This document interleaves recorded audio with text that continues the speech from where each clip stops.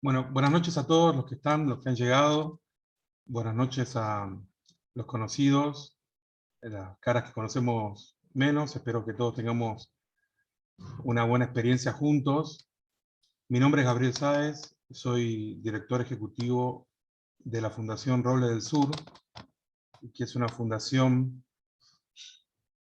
establecida por miembros y amigos de la Iglesia de Jesucristo de los Santos de los Últimos Días, que valoramos y nos interesa la acción en la esfera pública y que queremos dar instrumentos y oportunidades para que aquellos miembros de nuestra iglesia y personas con valores similares que compartan esta voluntad de acción pública puedan hacerlo. La fundación es la rama institucional del Grupo Roble, que se creó en Argentina hace unos 6 años y que ahora tiene actividades y miembros en todos los países de Sudamérica. Esta charla en particular se da en el contexto de un formato mensual de reuniones que hemos llamado Conversaciones Sudamericanas Indispensables, que tienen varios propósitos. El principal de ellos es un poco interno, pero lo comparto, que es que sea un ámbito de reencuentro para aquellos que hayan participado en el pasado de algunas de las actividades de la Fundación Roble del Sur, especialmente el Seminario Sudamericano o el curso para emprendedores Make Now Roble, o que de alguna forma hayan colaborado en actividades con nosotros. Entonces es un espacio de encuentro y de reencuentro, y en ese sentido estamos aprovechando desde hace un par de encuentros a la fecha, escuchar al final de la reunión, los invitamos a quedarse, a escuchar 2 o 3 actualizaciones, le llamamos, comentarios sobre participantes de nuestras actividades, qué están haciendo, cuáles son sus proyectos ahora después de que el tiempo pasó, qué sacaron de la actividad a la que hayan participado, qué están haciendo, qué se están proponiendo hacer y qué desafíos también encontraron. Eso va a ser al final. Pero la parte inicial de la reunión también tiene que ver con el gran propósito de este ciclo de conversaciones sudamericanas indispensables, que es que los santos de los últimos días y nuestros amigos tengamos la oportunidad de tener un ámbito en el que, con una visión de fe, encaremos, estudiemos y aprendamos más sobre los problemas que aquejan a todas las sociedades de nuestros países en Sudamérica. Hemos hablado sobre la pandemia, los refugiados. En la última reunión hemos tenido la presencia de un alcalde electo de Chile, que tuvo la característica de haber despojado de su mandato por elecciones limpias al primer narcointendente de Chile. Y el candidato vencedor es un católico devoto y fue nuestro invitado especial, pero su amigo y el abogado que lo venció judicialmente, o sea, este narcointendente fue derrotado electoralmente y judicialmente. Su amigo es un miembro de la iglesia, un obispo de Santiago de Chile, y miembro del Grupo Roble, y nos acompañó en la última reunión. Así que esos temas candentes, se puede decir, por hacer un truismo, pero importantes para nuestra región, son el foco de estas conversaciones sudamericanas indispensables. Y va a ser el caso de hoy. Yo, esperando, tengo entendido que nuestra invitada especial tiene todavía 5 minutos de demora aproximadamente. Yo quería invitarlos a los que están presentes, porque otra de las actividades, ustedes saben que algunas actividades como estas son abiertas, otras necesitan inscripción y otras necesitan postulación. Durante el mes de agosto están abiertas las postulaciones para participar en el Seminario Sudamericano 2021, organizado por esta fundación, que va a tener lugar en Punta del Este, Uruguay, del 11 al 13 de noviembre de este año. Hay 50 espacios para eso, y hay una postulación y un recorrido que ustedes pueden fijarse en las redes sociales de nuestra fundación, cómo postularse. Pero es para miembros de la iglesia de entre 25 y 40 años, profesionales o estudiantes universitarios avanzados, que les interese conocer a otras personas que comparten, miembros de la Iglesia que comparten el interés en actuar en la esfera pública de sus países. No decimos en política porque eso es una forma de decirlo restringida. La misma invitada nuestra de hoy tuvo un cargo político muy importante en su país, pero luego está trabajando desde la sociedad civil, y bien podría hacerla ella y otros desde la academia. Así que todos aquellos que encuentren un idioma común y un interés común están invitados a postularse. Ahora, este domingo, Eric, ¿lo puedes compartir? Tenemos el segundo evento muy especial que estamos organizando, ya tuvimos uno en el mes de julio. Si vos podés la imagen de la conversación, tenemos una... Han proliferado recientemente entre los miembros de la Iglesia muchos medios y muchos formas de agruparse y reagruparse, sobre todo durante la pandemia, para estudiar el Evangelio. Han habido clases virtuales de cada una de las unidades, pero también otros canales de noticias y de conversaciones, etc. Entonces, en ese sentido, yo no creo que sea algo nuevo para ustedes, pero lo novedoso quizás tiene que ver con el nivel de nuestros interlocutores. Hay un instituto en la Universidad de Brigham Young que lleva el nombre del apóstol Neil A. Maxwell.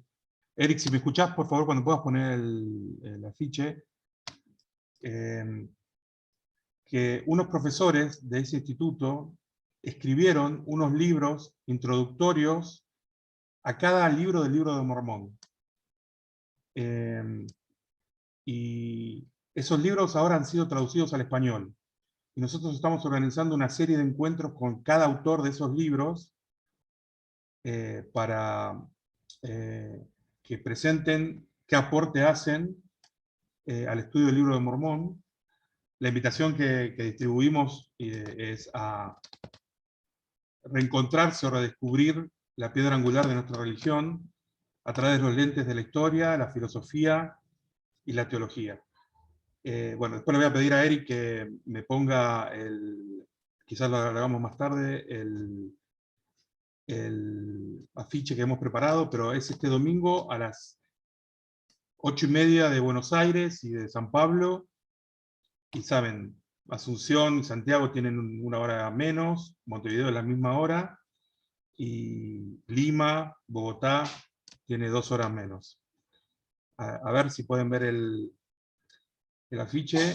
El profesor va a ser Jim Faulkner, que nosotros acá en nuestra parte del mundo no los conocemos tanto, pero él es un filósofo muy conocido en la Iglesia. Ahí tienen los horarios, ubiquen su ciudad de referencia, por favor.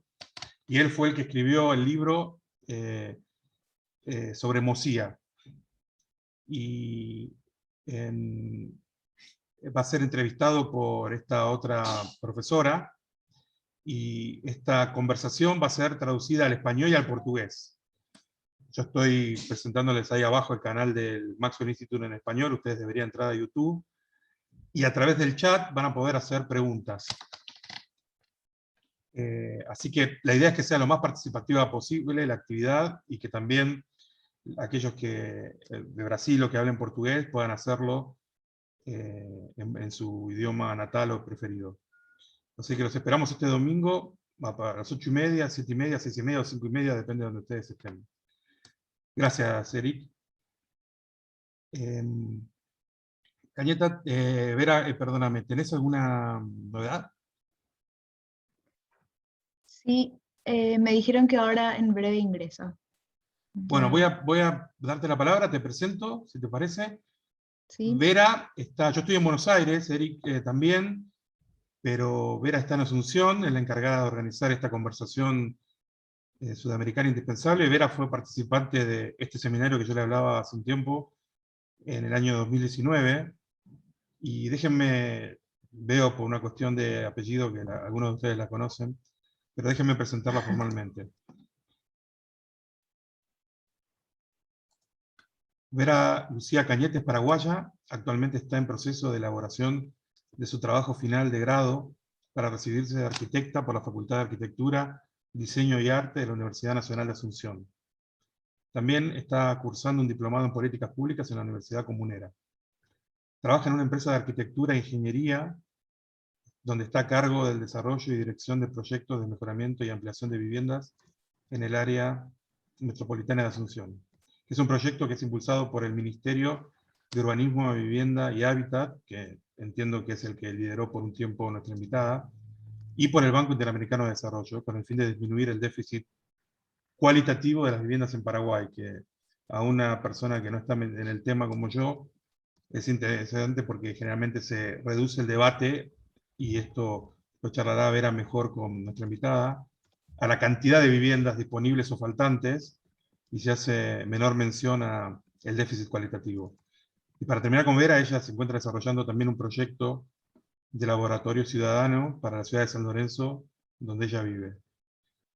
Vera, te doy el tiempo. Gracias por esto. Adelante. Bueno, gracias, Gabriel. Veo que aún no se está uniendo Soledad, pero me dicen que en un ratito ya va a estar con nosotros. Supongo que la vamos a ver enseguida. Eh, bueno, estos ciclos de charlas indispensables que se fueron haciendo mes tras mes eh, fueron muy interesantes y constructivas para mí. eh, y decidí invitar a Soledad para que pueda participar con nosotros en este ciclo de las charlas de agosto. Eh, y bueno, también puedo empezar a presentar a Soledad esperando mientras ella se una, aunque me gustaría que ella esté presente para presentarle.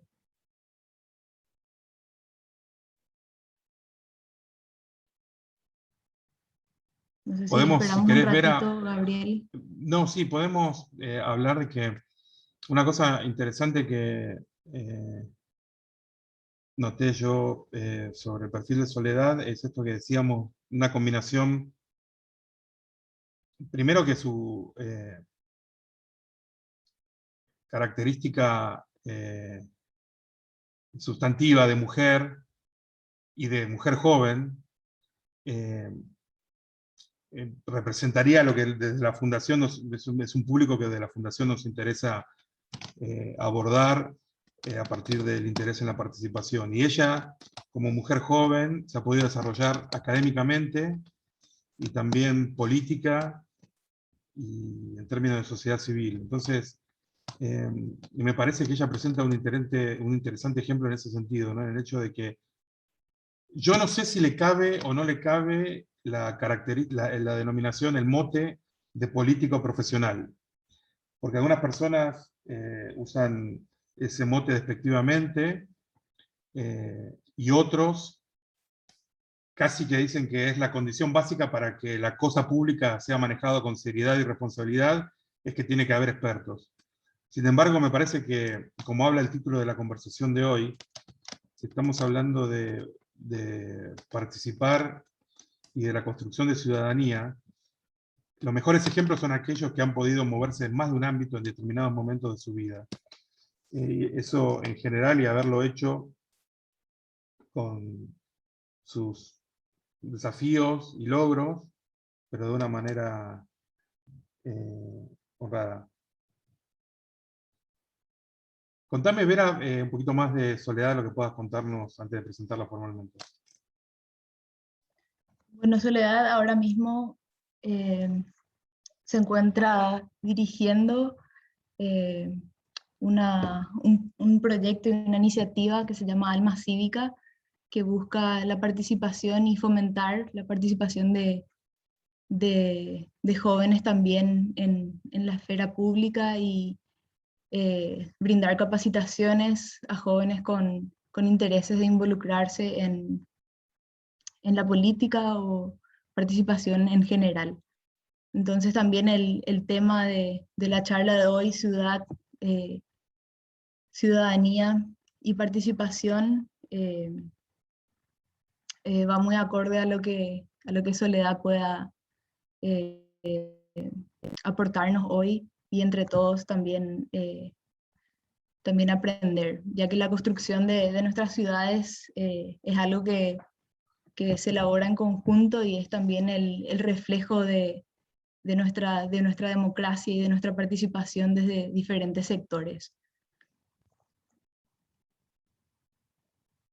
Mira, permitime decirles a todos que nosotros, en general, y estas conversaciones las venimos llevando adelante desde el año pasado, después subimos al canal de YouTube estas charlas,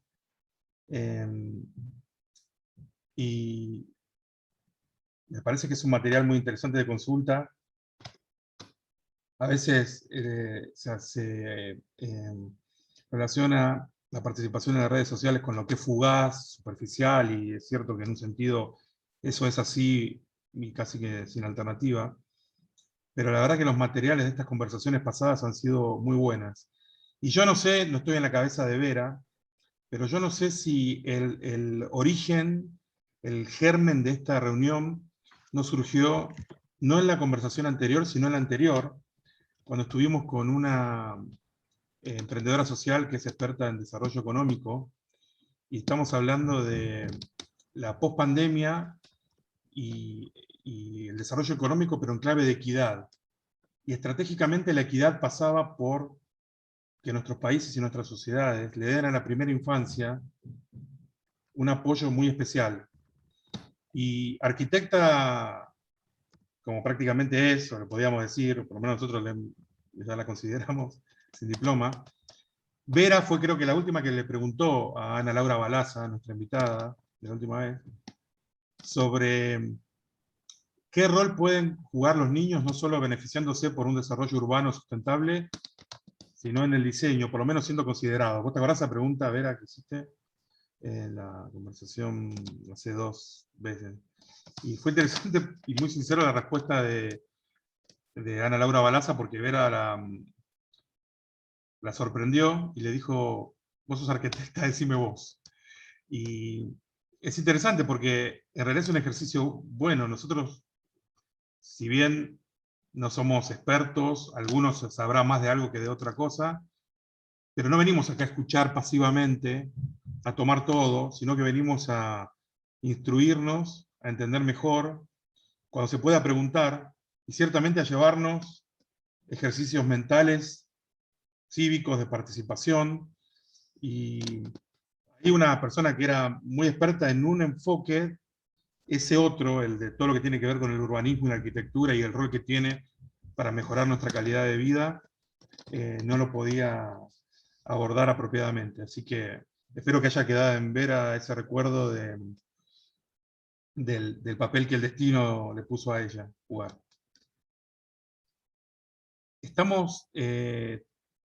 Tenemos traducción también al portugués. Yo no sé, Eric, si vos querés hacer algún comentario al respecto, si eso está todo en orden. Pero bueno, estamos esperando que se sume Soledad y ya estaría todo listo.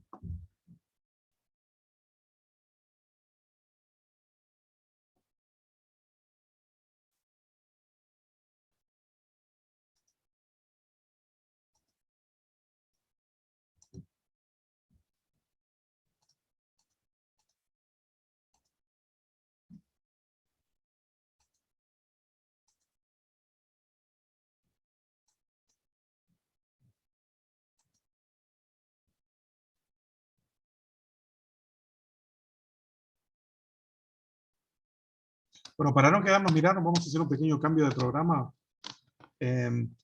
Les había comentado que al final tenemos previsto escuchar, pongámoslo por un lenguaje que los miembros de la Iglesia de Jesucristo tenemos habituado a utilizar, una especie de testimonio sobre lo que ha acontecido en la vida de los participantes de nuestras actividades. Desde aquel momento, han pasado en algunos casos algunos años hasta ahora. Irving, ¿vos estás ahí? ¿Me escuchás bien? Sí, te escucho. ¿Qué tal? Buenas ¿Qué tal, noches, gracias Gabriel? por estar. Saludos. Les comento a todos que Hola. Irving Reinel está en Caracas. Él participó del seminario sudamericano que hicimos en Buenos Aires en el 2019. y después participó del curso que también organizamos para emprendedores, y me interesa mucho conocer. Irving servía, no estoy al tanto de las últimas novedades, pero sirvió hasta recientemente como obispo, así Todavía. que, y me parece que hasta que esperamos que se sume Soledad, te podríamos escuchar, Irving, porque tenemos una mirada desde Venezuela muy sesgada por los medios. Sabemos que hay necesidades reales, pero también te conocemos y estamos viendo todas las cosas que estás haciendo, y si, con la advertencia de que posiblemente en cualquier momento se sume Soledad y te tenga que cortar. Irving, ¿podés empezar a contarnos vos qué te pasó desde... Primero presentate para los que no te conocen Claro, sucintamente, y contanos del claro que seminario que sí. andas. Bueno, no, mi nombre es Irving Rainel. Como ya comentaste, vivo aquí en Caracas, Venezuela. Soy licenciado en física, con máster en física médica. Y bueno, yo participé en estas dos ediciones, en 2019 y 2020. La verdad, mi vida cambió en cuanto a la perspectiva de muchas cosas. Y quizás de las cosas más importantes de lo que nos aqueja en la sociedad. ¿A qué me refiero? Por ejemplo, mi perspectiva en cuanto a la participación en la esfera pública o al interesarme por temas de la política. En general, yo antes del seminario y de todas las cosas que aprendí, huía o rechazaba estas cosas por tantas cosas que nos aquejan en Venezuela, pero todo lo contrario. Del seminario sudamericano aprendí que es precisamente lo que debo hacer, ser un promotor de, digamos, de vivir y practicar los principios de rectitud y de participar en la esfera pública para poder generar un impacto positivo en la sociedad. Pienso que eso fue una de las más grandes transformaciones que tuve en mi vida al ir al seminario sudamericano. Pues sigo sirviendo en la iglesia como obispo. Fue una gran bendición, tuve muchas herramientas y que me permitieron servir mejor en mi llamamiento, brindar a las hermanas más oportunidades de servicio y de liderazgo en el barrio y en diversas tareas, y también revestir la importancia del valor educativo. En Venezuela una de las cosas que sucede es que en la juventud y en las personas adultas también está sucediendo cada vez más apatía a la educación académica.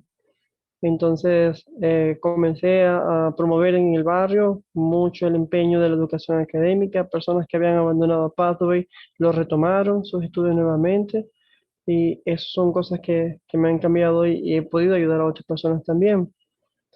La verdad me ha interesado mucho en querer participar en partidos políticos también en Venezuela.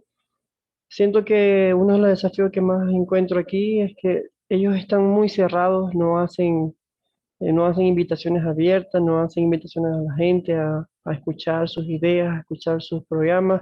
Simplemente los partidos tradicionales están muy cerrados en sus grupos, digamos, y no me ha permitido todavía llegar a ese punto, pero una de las cosas que me ha llamado la atención es que pudiera ser una influencia positiva en un grupo determinado de personas para fomentar la participación en la esfera pública. En cuanto a la interrelación religiosa, en Venezuela esos espacios solamente se ven previo a elecciones. Previo a elecciones, ciertos partidos políticos convocan a ciertos grupos religiosos y hacen ciertas conversaciones, y ahí está limitado. Uno de los desafíos y cosas que debemos trabajar también en Venezuela es crear espacios que sean independientes de las elecciones o de partidos políticos para fomentar la interrelación religiosa. Ya hace un año participé activamente junto con Fidel Castillo, otro de los participantes, en la formación del capítulo Venezuela de la Sociedad Legal J. Rubén Clark. Y bueno, fue una experiencia muy maravillosa para mí poder también participar en eso y poner mi grano de arena y que se llevara a cabo y concretara ese capítulo. Desde entonces también me vi motivado a seguir estudiando, y comencé a estudiar Pathway, lo terminé el mes pasado. Ya también comencé la primera materia de Vivo Idaho en el área de tecnología aplicada. Y bueno, he aprendido muchísimas cosas y siento que he podido también ayudar a muchas otras personas también en ese proceso. Mm, a ver, cosas más que Irving, ¿te puedo hacer una mencionar. pregunta? Sí, claro.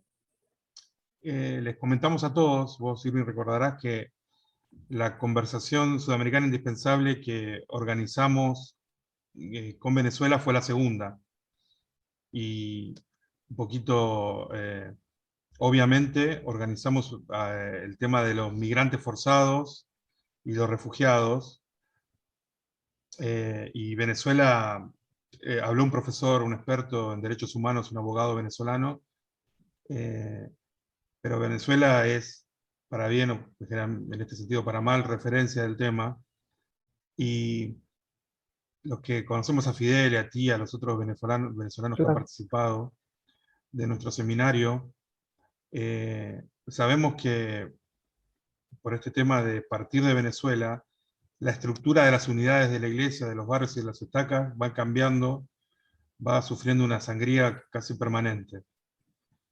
Y sin embargo vos tenés que estar al frente de una congregación. Entonces yo te quiero hacer la misma pregunta que le hicimos al profesor Trujillo aquella vez. Él no miembro de la iglesia, pero vos sí como miembro de la iglesia y como pastor, en el día a día, cuando te tenés que levantar de la cama, ¿en qué radica tu esperanza? ¿De dónde sacás fuerzas? sí, no, No quiero mostrar una imagen, digamos, apocalíptica de la situación, pero es cierto que todos en nuestros países, y más en este contexto global, estamos siendo desafiados, pero, qué sé yo, en otros países podemos decir, quizás cuando pase esto, cuando cambie este presidente o el otro gobernador, bueno, ¿cuándo es que ustedes, hacia dónde, cuál es tu horizonte? ¿De dónde sacar la esperanza? claro, no, la esperanza fundamental está en las raíces del Evangelio restaurado de Jesucristo.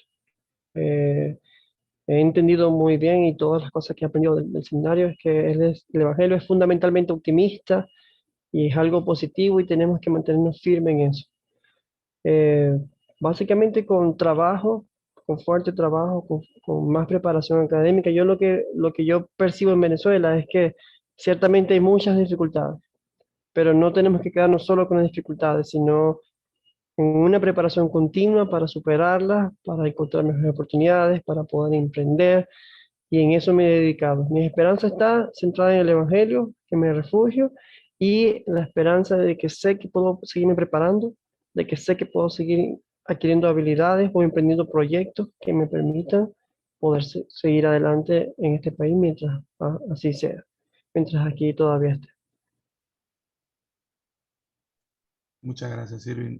No sé si alguno de aquellos que lo conocieron cara a cara cuando participaron en el seminario o alguna otra persona quiere hacer alguna pregunta, por favor, comenten algo en chat y ahí lo leemos y le damos el espacio.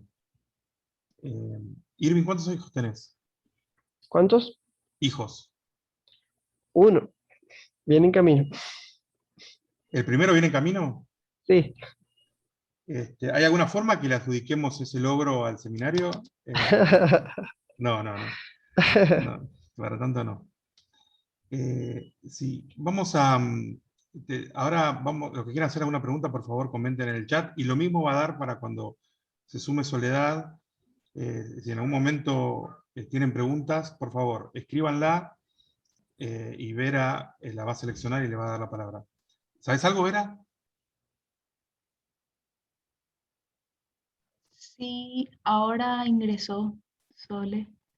Bueno, todo tuyo entonces. Gracias, Irving. Tranquilo. Bueno, bienvenida, Sole. Le voy a presentar a Soledad Núñez a todos. Sole estaba en otro conversatorio, por eso no se estaba pudiendo unir todavía. Soledad Núñez es ingeniera civil por la Universidad Nacional de Asunción y máster en políticas públicas por la Universidad de Oxford.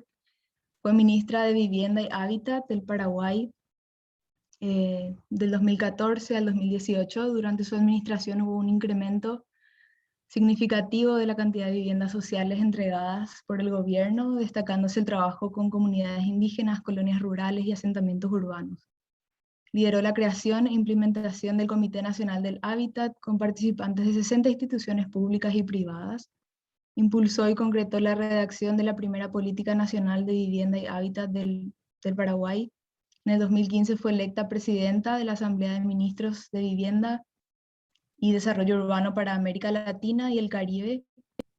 Anteriormente se desempeñó como coordinadora del Plan de Reducción de Pobreza en Zonas Urbanas y Rurales de la Secretaría Técnica de Planificación para el Desarrollo Económico y Social dependiente de la Presidencia de la República.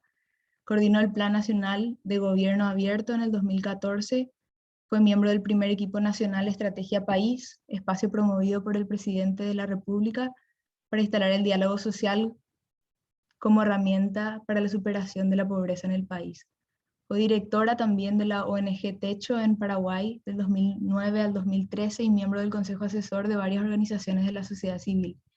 Inició su carrera profesional en el sector privado, construyendo escuelas rurales en asentamientos campesinos del país. Es egresada del programa de liderazgo para competitividad global de la Universidad de Georgetown. Fue conferencista en diversos eventos globales y universidades del mundo, como la Universidad de Harvard, la Universidad de Chicago, el Foro Urbano Mundial, entre otros. Fue reconocida en el 2017 por el Foro Económico Mundial como joven líder global, incluida en la lista de la nueva generación de intelectuales públicos de Latinoamérica por la revista Global Americans. Actualmente es directora ejecutiva y fundadora de la organización Alma Cívica, que busca contribuir a la renovación de liderazgos públicos en el país. Además se desempeña como asesora y consultora en temas de desarrollo urbano y gestión pública, tanto a nivel nacional como internacional.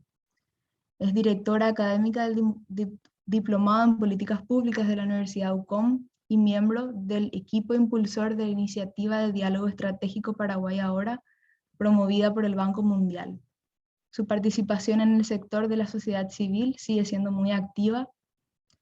Forma parte del Consejo Directivo de la ONG Enseña por Paraguay, Teach for All, del Consejo Asesor de Techo Paraguay y de la Red de Apoyo de Asentamientos Precarios en el marco del COVID-19. Bueno, gracias Sole por estar con nosotros y acceder tan bien a poder participar de este conversatorio, de esta charla. Y bueno, sin nada más que agregar y para darle el tiempo a Soledad, también decir que mientras Soledad habla pueden escribir sus preguntas en el chat, entonces al final podemos ordenar así las preguntas y respuestas, si les parece. Bueno, Sole, te dejo el tiempo y la bienvenida también. Muchas gracias, Vera. Muy buenas tardes, noches a todos y a todas, Gabriel. Muchas gracias también por la invitación. La verdad que un placer poder estar hoy acá compartiendo con ustedes. Les pido mil disculpas por la demora súper imprevista. La verdad que doy clase los martes y tenemos una clase conjunta. Y bueno, se extendió un poco más de lo debido y no, tuve que cortar ahí, dejé un poco colgada también la clase, pero bueno, acá estoy. La verdad que siempre trato de hacerme espacio y tiempo porque celebro estos encuentros virtuales en esta era pandémica. Tengo entendido que están de diferentes puntos de la región, no sé si solamente acá en la región latinoamericana, pero sí me encantaría que puedan contarme en el chat desde dónde están conectándose, qué hacen. Yo voy a ir leyendo mientras les voy presentando, pero así tengo una suerte de idea de la audiencia que me está acompañando hoy. Y dicen que el tiempo es lo más valioso que tiene el ser humano. Bueno, entonces, siempre resalto mi profundo agradecimiento y gratitud de que estén acá destinándome un poquito de su tiempo para escuchar estas ideas que tengo hoy que compartir con ustedes. Vera me pidió que hable un poco desde mi experiencia de paso por la sociedad civil, después por el sector público, de poder reforzar conceptos que tienen relación con la ciudadanía y la necesidad de participación para que nuestra sociedad pueda mejorar. Entonces voy a compartir pantalla, si me dicen si es que, bueno, o si me habilitan primero la función para compartir y después me avisan si es que se ve. Bueno, no veo que nadie esté escribiendo en el chat. ¿Pueden escribir o no? Tienen no habilitado, sí, ¿verdad? No tienen habilitada la función del chat para escribir, ¿verdad? Sí está habilitado, Sole. Ahí un mensaje lo que yo mandé.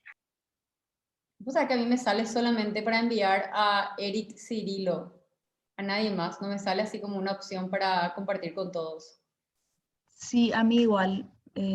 Solamente a Eric.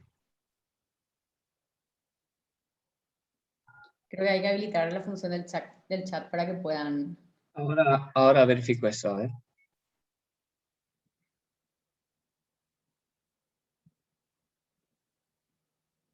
Igual me avisan, cuando me habiliten también la función de compartir pantallas, les comparto mi presentación. Bien, ya estaría habilitado el chat, si quieren intentar.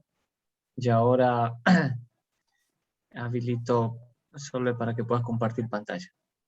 Buenísimo.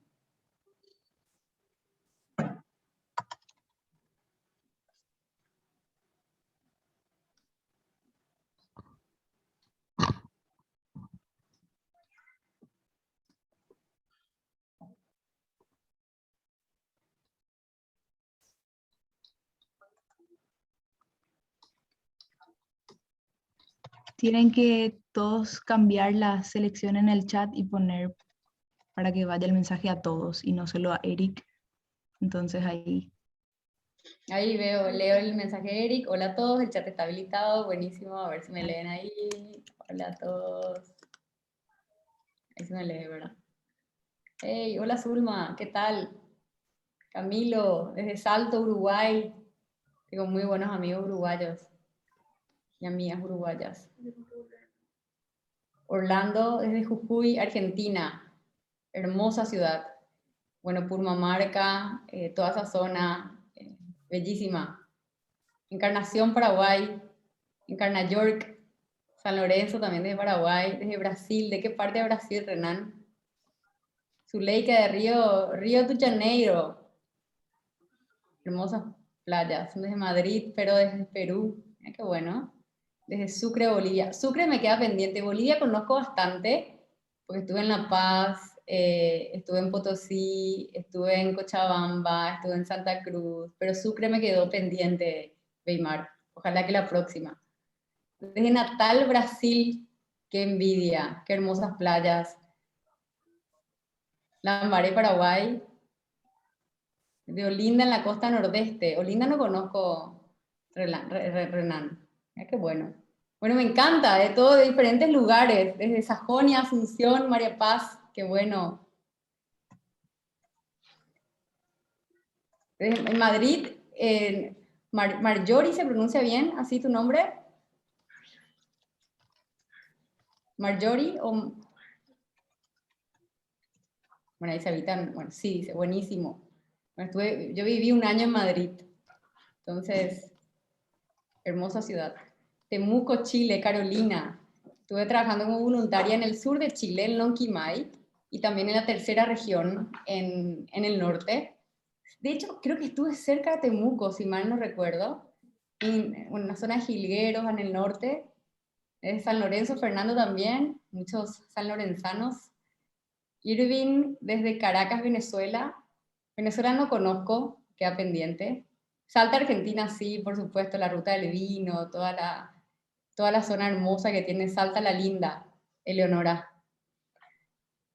Qué genial, me encanta leerles y desde dónde están, porque me proyecto en los momentos de mi vida en que alguna vez estuve aventurándome por América Latina.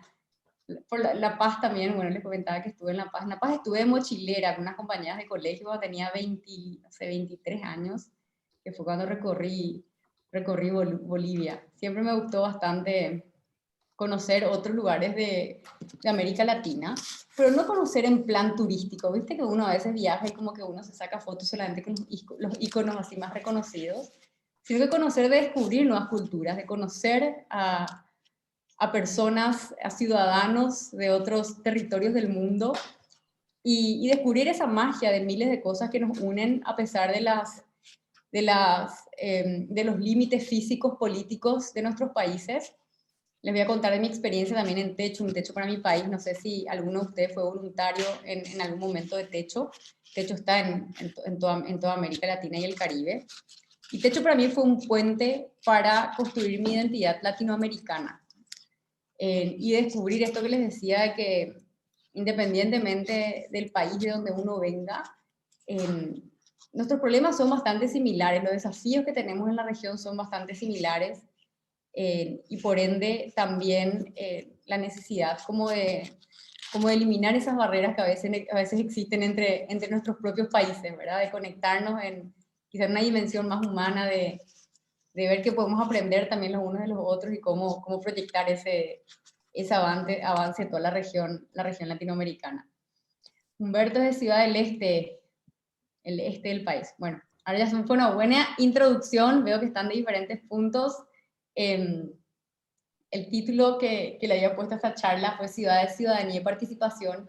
No les voy a hablar mucho de ciudades porque creo que no me va a dar el tiempo si nos metemos a hablar de la urbanización, de las urbes, de las ciudades. Ahí hay demasiado por contar, sobre todo si hablamos de América Latina y el Caribe, que es el continente, uno de los continentes más urbanizados del mundo.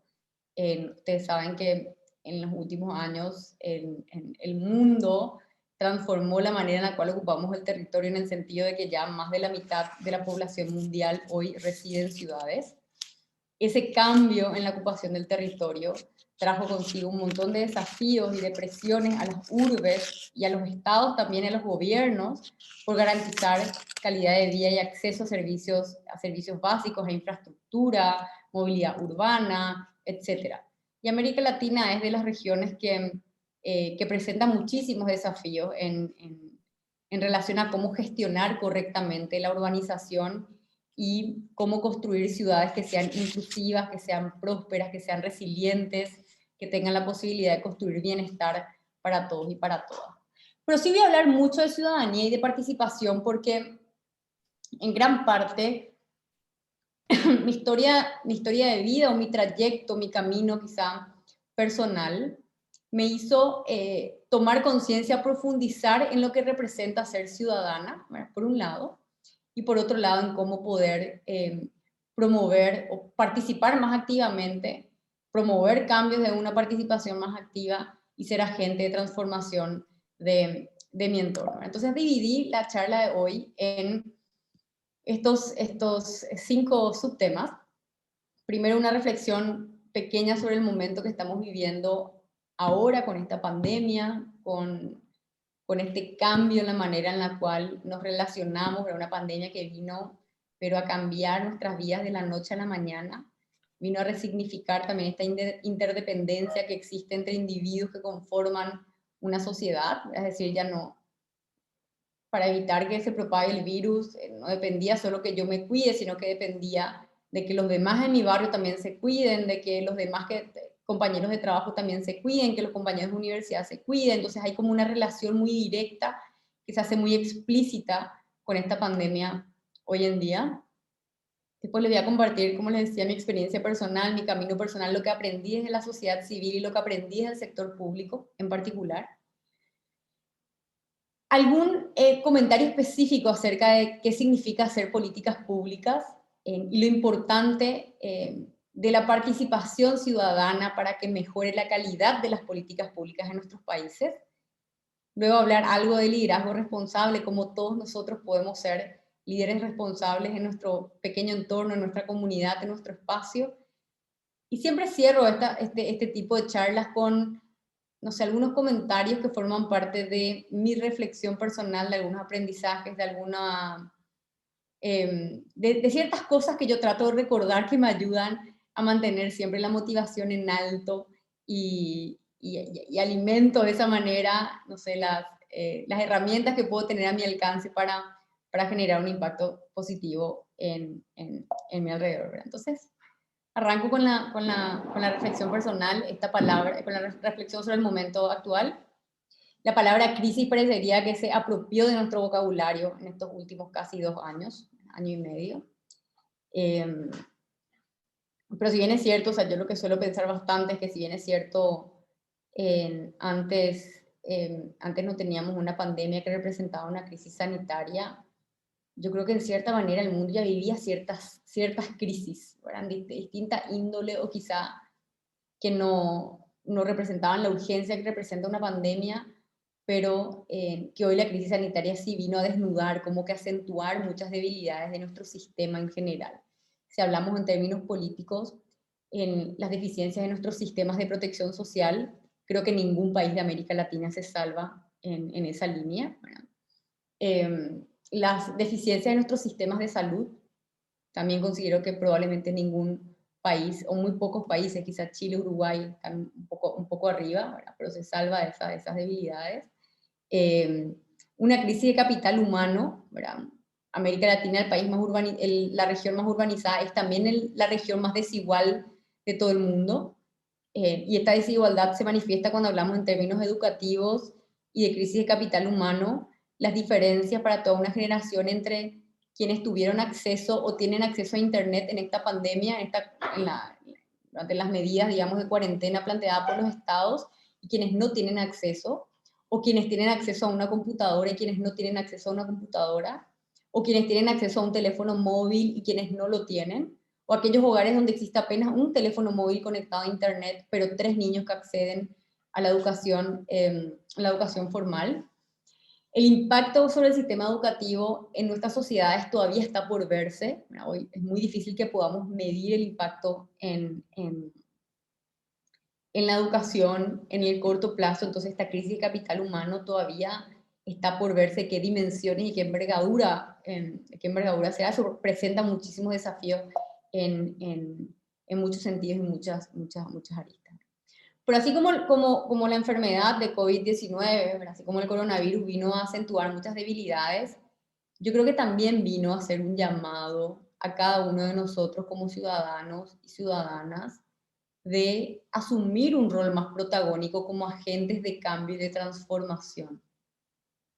En los momentos de crisis hay un llamado a todos a ser soldados en el buen sentido de construir un futuro mejor. Las crisis pueden ser oportunidades para construir algo mejor, no necesariamente lo son.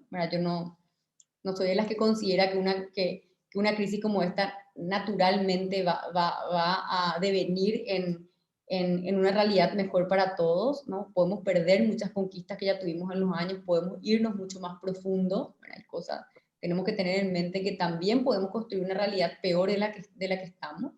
Pero lo que sí es cierto es que estos puntos de inflexión en la historia de nuestras sociedades o de la humanidad sí pueden representar la posibilidad de grandes cambios positivos para la sociedad. Y ahí hay un llamado que nosotros no podemos ignorar, que no podemos desconocer, que no podemos hacer oídos sordos. Todos nosotros podemos ser agentes de cambio, de hecho lo somos todos los días, en nuestros pequeños mundos, en nuestros barrios, en nuestras comunidades, en nuestros grupos de amigos, en nuestros grupos sociales, en los espacios de participación que tenemos. Y asumir esa responsabilidad merece una atención y un nivel de conciencia muy importante del momento que estamos atravesando como humanidad. Entonces, como les decía, esta crisis sanitaria rápidamente se volvió también en una crisis económica por muchas debilidades del sistema de protección social, se transformó en una crisis social. Son aquellas personas más vulnerables de nuestro tejido social las que van a sufrir en mayor medida el impacto de la pandemia. Probablemente las desigualdades que son propias del continente latinoamericano se profundicen aún más. La crisis de capital humano que también les hablaba, que presenta desafíos sobre todo a las generaciones que vienen. Entonces, primer mensaje, en atender ese llamado a ser agentes de cambio, a ser agentes de transformación y entender que este momento histórico nos invita a todos nosotros a no rehuir de ese llamado, a no hacer oídos sordos y transformarnos en protagonistas, ¿verdad? Ser ciudadanos activos de la construcción de ese mejor futuro para nuestros países.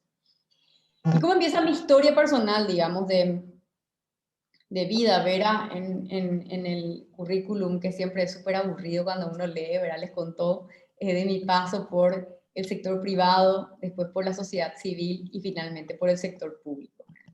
Cuando yo tenía, no sé, 18, 19 años, ninguno de ustedes me contó qué edad tienen, ¿verdad? O sea, que no sé cuál es la franja etaria que está como audiencia de esta charla.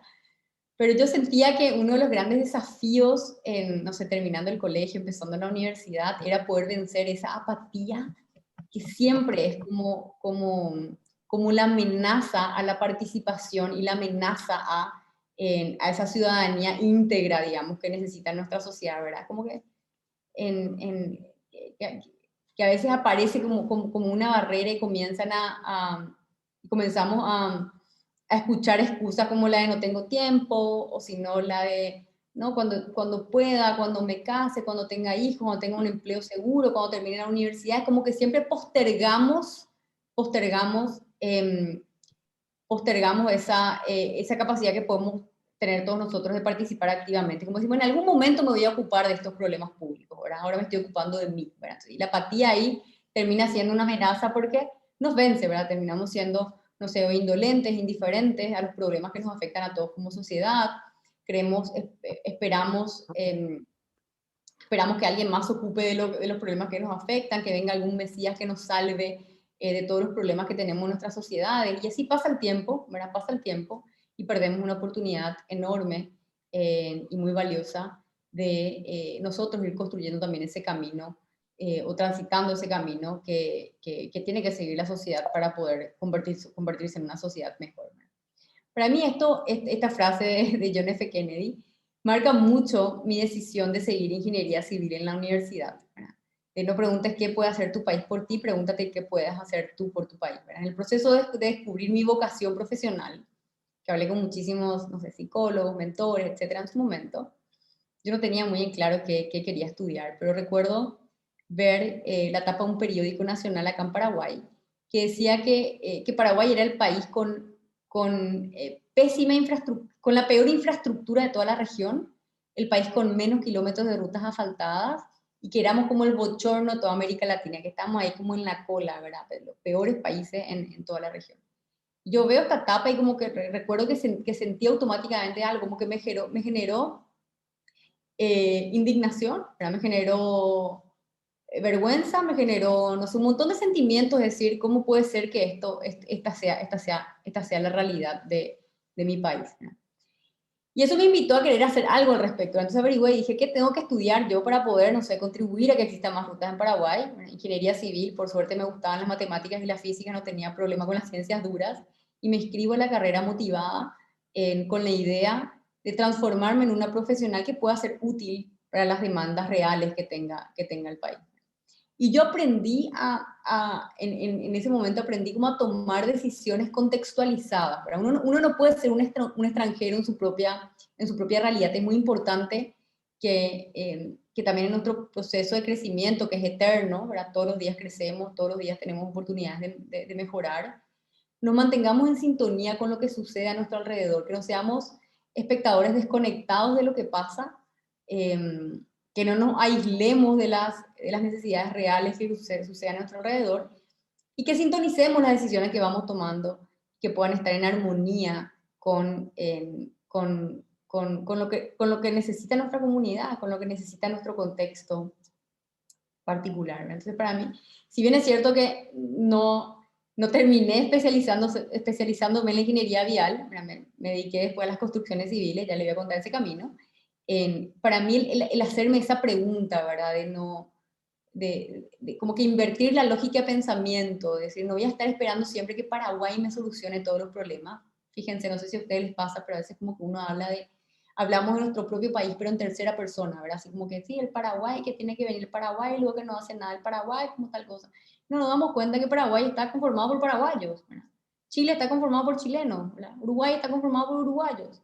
Si queremos que nuestro país cambie, somos nosotros como ciudadanos los que tenemos que ejercer una ciudadanía mucho más activa, tenemos que participar de una manera mucho más activa para que podamos ser forjadores de esos cambios que se necesitan, ¿verdad?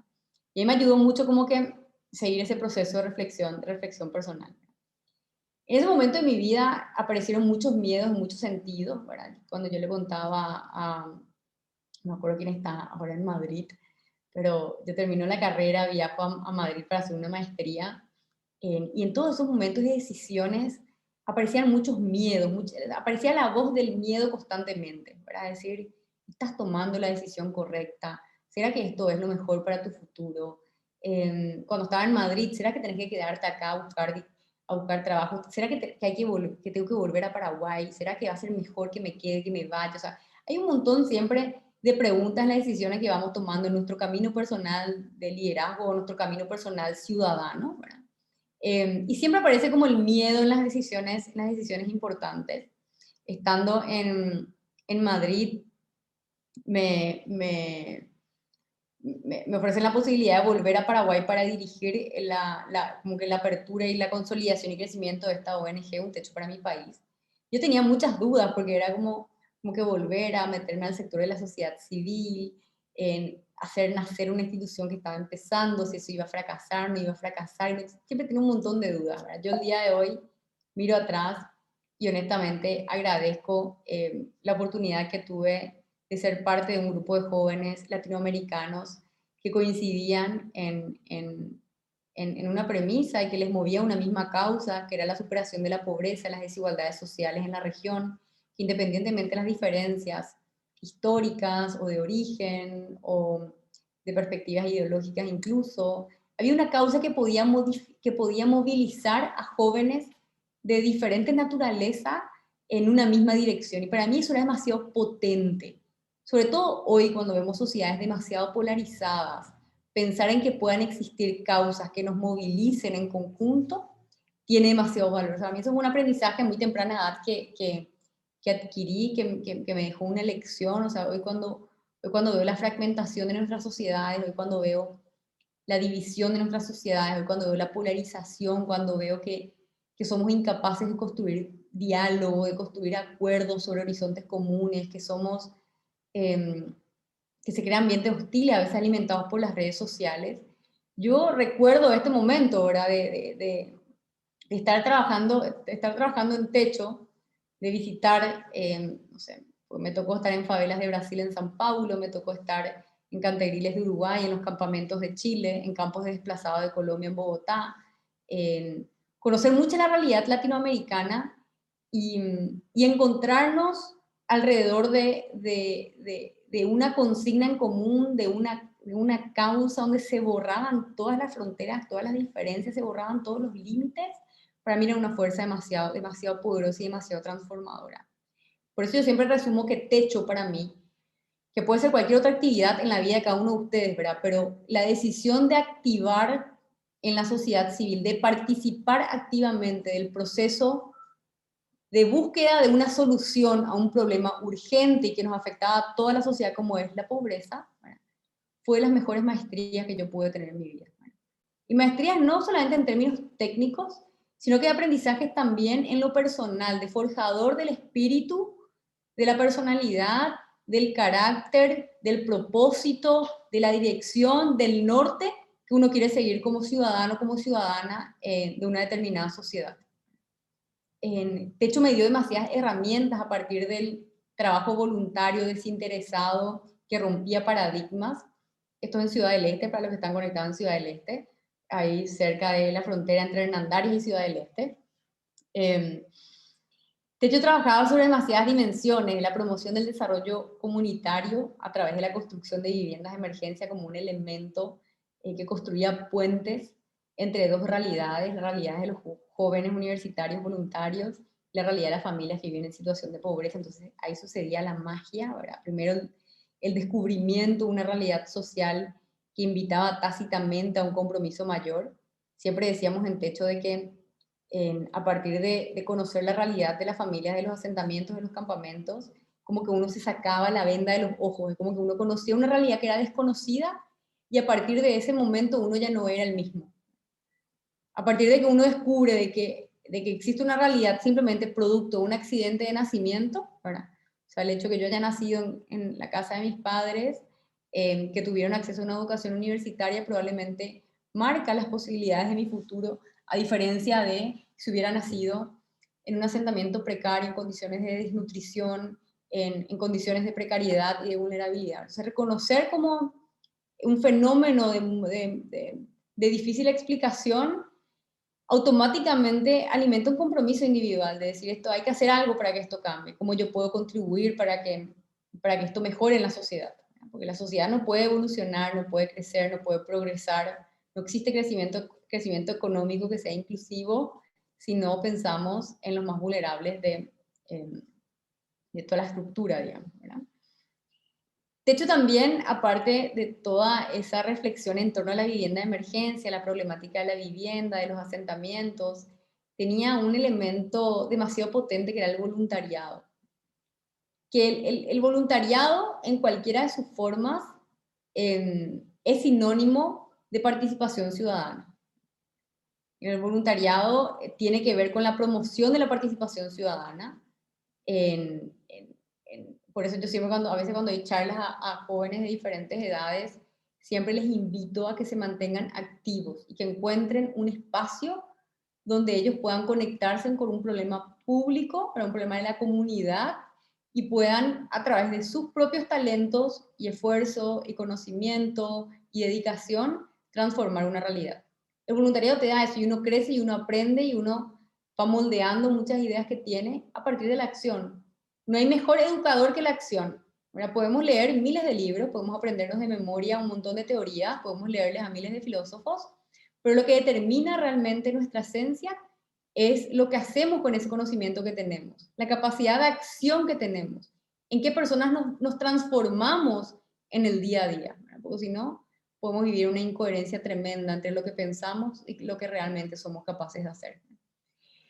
Y el tercer elemento fundamental que a mí me dio techo, era como el espacio donde yo podía potenciar mi capacidad de incidir y donde podía participar activamente, es en la cercanía con las políticas públicas, con la gestión del Estado, con el gobierno, con el contrato social que firma la sociedad con el Estado, y esa incidencia en políticas públicas no era menor, ¿verdad? Porque era como, me permitió conocer mucho mejor el funcionamiento en sí de la administración pública, de la política, con todas las críticas que uno puede hacer, ¿verdad? A la práctica política en sí, en Paraguay y también en la región, porque por lo que sé de la realidad política del resto de América Latina, tenemos un común denominador de instituciones públicas profundamente débiles, de partidos políticos que no siempre cumplen su rol en el proceso de educación cívica, de solución y atención a las demandas sociales. Vemos sociedades muy fragmentadas, a veces por los populismos que se crean en toda la región. Bueno, y miles de falencias que podemos conversar acerca de la manera en la cual se hace política en América Latina. Entonces el voluntariado trabaja también, nos invita también a trabajar un nuevo concepto, a revalorizar la acción voluntaria en sí misma, a entender de que el voluntariado es un constructor de capital social. Para que los países evolucionen, para que las sociedades mejoren, no se necesita solo capital económico, necesitamos también capital social. ¿Y qué es el capital social? Es en esencia la confianza que existe entre individuos que forman parte del todo, ¿verdad? Y vivimos momentos de mucha desconfianza. El voluntariado también te enseña o sea, si existe confianza, existe la capacidad de cooperar. O sea, yo coopero con alguien en quien confío, ¿verdad? Yo colaboro con alguien en quien confío. Entonces nos podemos asociar, entonces podemos crecer en términos de colectividad. El voluntariado es también un formador de civismo y por sobre todo también un constructor de valores éticos. Es un mecanismo donde nosotros podemos, o sea, a través del voluntariado podemos ser también nosotros constructores de capital social para nuestros países. El voluntariado desafía el concepto de la individualidad versus la colectividad, de la gratuidad versus el tradicional modelo de éxito en nuestras sociedades. El voluntariado es más participación, el voluntariado es más democracia. Después de mi paso por Techo, de manera inesperada, hubo como una crisis en el Ministerio de Vivienda en Paraguay. El presidente tuvo que cambiar al ministro, que hubo como una campaña sostenida en los medios de comunicación que acusaban al Ministerio de Vivienda como ser la institución más ineficiente de todo el aparato estatal, de serios, digamos, problemas en términos de ejecución de políticas públicas y políticas de vivienda. Entonces en ese momento se hace el cambio y yo recibo una llamada del presidente a quien yo no conocía a nadie del sector del presidente, y me pregunta si yo estaría dispuesta a asumir el ministerio. Yo tenía en ese entonces 31 años, no había ni un ministro de esa edad en todo el aparato estatal, era como una prueba fue, en verdad, nombrar a una persona tan joven a cargo de una de las carteras estatales más frágiles y sensibles para la realidad nacional. Era la primera mujer que iba a asumir en un ministerio eminentemente liderado por hombres, entonces también representaba culturalmente un desafío grande, aunque en mi historia personal siempre me había desenvuelto en ambientes muy masculinos. Es un desafío en general, esto también se replica en toda América Latina, cuando mujeres ocupamos espacios de liderazgo, todavía existen barreras intangibles, culturales, estereotipos que hay que vencer. Entonces, enfrentarme a todo eso, lógicamente, no fue nada sencillo. Entonces, aparece esta oportunidad del sector público. Yo creo que si yo no hubiese pasado por techo, es decir, si yo no hubiera elegido participar activamente para solucionar un problema público como la pobreza, yo probablemente hubiese dicho que no, hubiese rechazado esta oferta, pero por donde uno lo mire. Pero mi activismo en lo social, mi participación en lo social, me permitió comprender mejor la necesidad de que los espacios sean ocupados y a no rehuir cuando apareció la oportunidad de generar cambios desde la gestión pública. Recuerdo que en ese momento cuando, porque pedí no me acuerdo, 48 horas para tomar la decisión o algo así, entonces consulté con muchos amigos que tenía, mentores, asesores, líderes de opinión, con un montón de personas, y qué hacía, si aceptaba o no aceptaba. Yo no tengo afiliación político-partidaria, nunca milité en ningún partido político, no critico a quienes lo hacen, o sea, ojalá que cada vez más jóvenes y más ciudadanos con compromiso puedan vincularse con los partidos políticos, pero simplemente no había sido mi elección, no es mi elección, ¿verdad? Yo hoy en día no tengo una historia, digamos, de participación político-partidaria, entonces era muy desafiante ingresar a las esferas públicas sin tener el soporte de nadie, ¿verdad? Siendo, digamos, vos, tu decisión, y bueno, con todos los miedos, de nuevo aparece ahí el miedo como la principal barrera cuando estamos a punto de tomar grandes decisiones. Y bueno, les decía que estas personas que consulté, ¿verdad? Que tenía cerca, ni una sola me recomendó que acepte. Nadie, pero ni mi esposo hoy, que era mi novio cuando ve eso, ni mis papás, por supuesto mis padres, me dieron un preámbulo súper extenso, tipo, mira que va a ser peligroso, que esto, que aquello, y al final me decían, bueno, pero si vos elegís, mi hija, te vamos a apoyar. Eso es un clásico también de los padres, pero en general, absolutamente nadie creía que iba a tener la capacidad de generar cambios dentro de la burocracia estatal. Me decían, Sol, estás loca, los políticos van a usar tu imagen, te conocemos, vas a luchar contra la corrupción y te vas a ganar enemigos, y sos muy joven para ganarte enemigos. Además, imagínate tener enemigos en un país donde la justicia no funciona, ¿verdad? El caso de Paraguay, me imagino que en muchos otros países también, ¿verdad? Me decían que me iba a frustrar, que me iba a desgastar, o sea, miles de razones que eran válidas en el sentido que eran legítimas desde la preocupación que tenían, desde una preocupación legítima que tenían las personas que me tenían cierto cariño.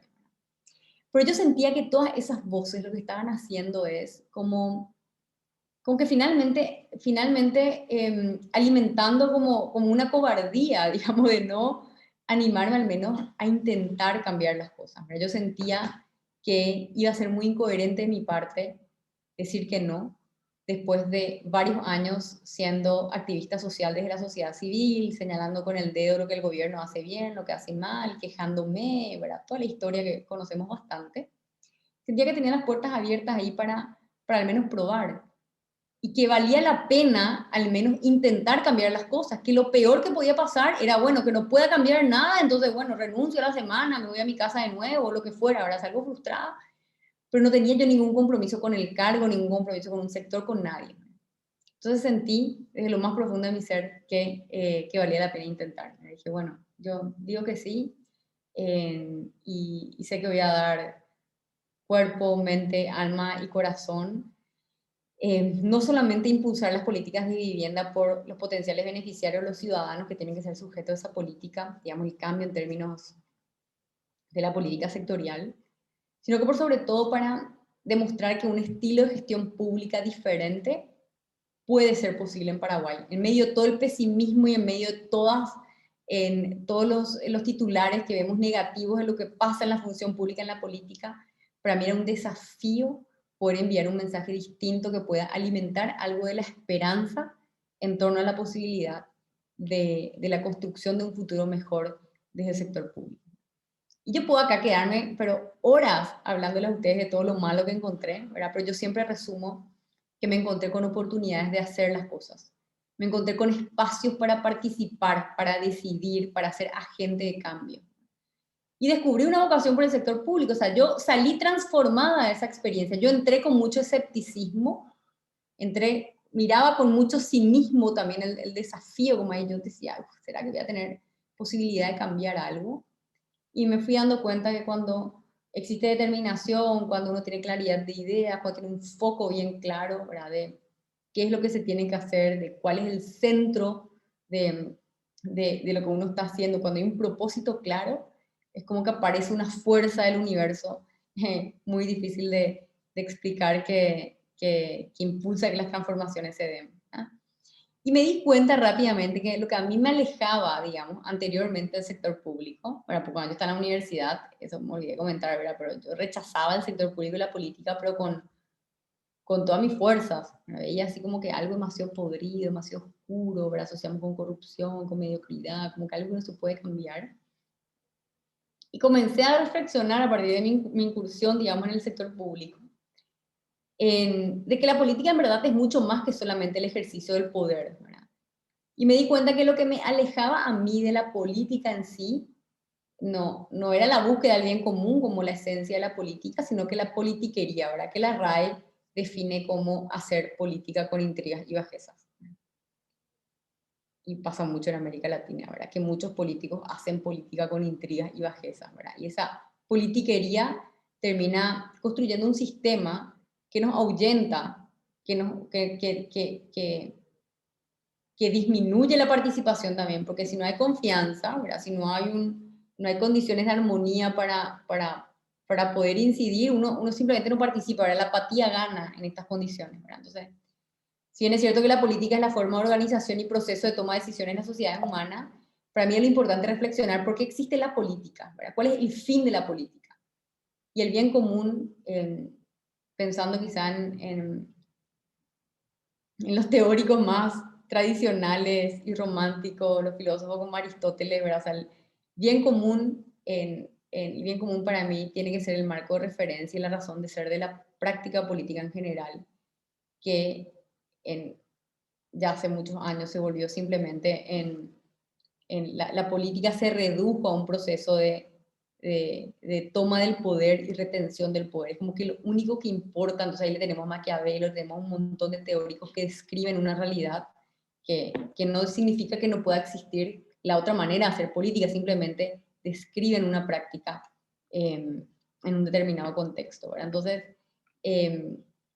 para mí hay una necesidad de que en toda América Latina y me animo así en todo el mundo, ¿verdad? Volvamos a la esencia de lo que significa hacer política, que es el servicio, que es la construcción de bienestar para todos, que es la construcción de un mejor futuro finalmente. La razón de ser, la política no tiene razón de ser fuera de esos límites. Entonces ahí me fui dando cuenta de que una sociedad que menosprecia la política se pone en riesgo a sí misma, ¿verdad? Y que el precio de desentenderse la política es muy caro, ¿verdad?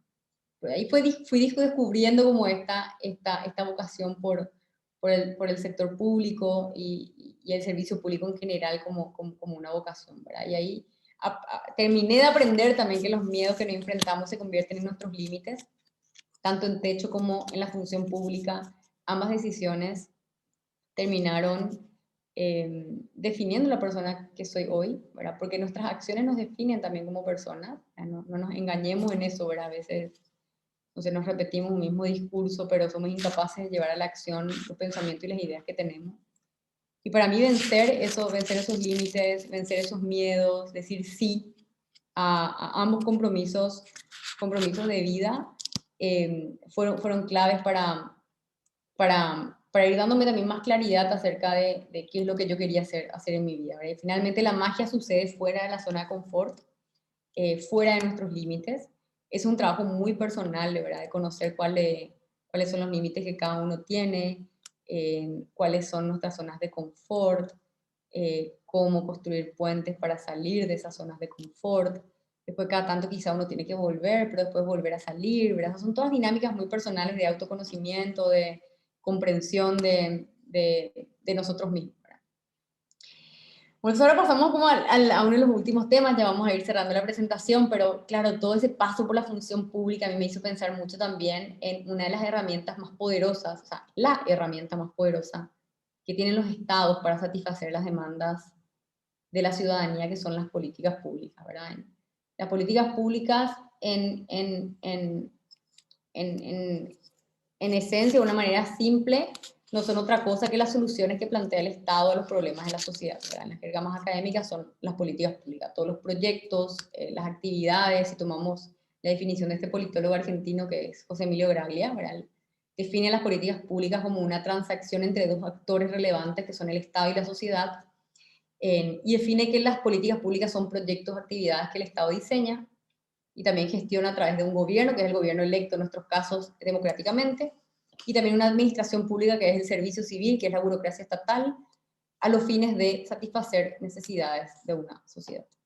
Y las necesidades de una sociedad se originan porque existen problemas.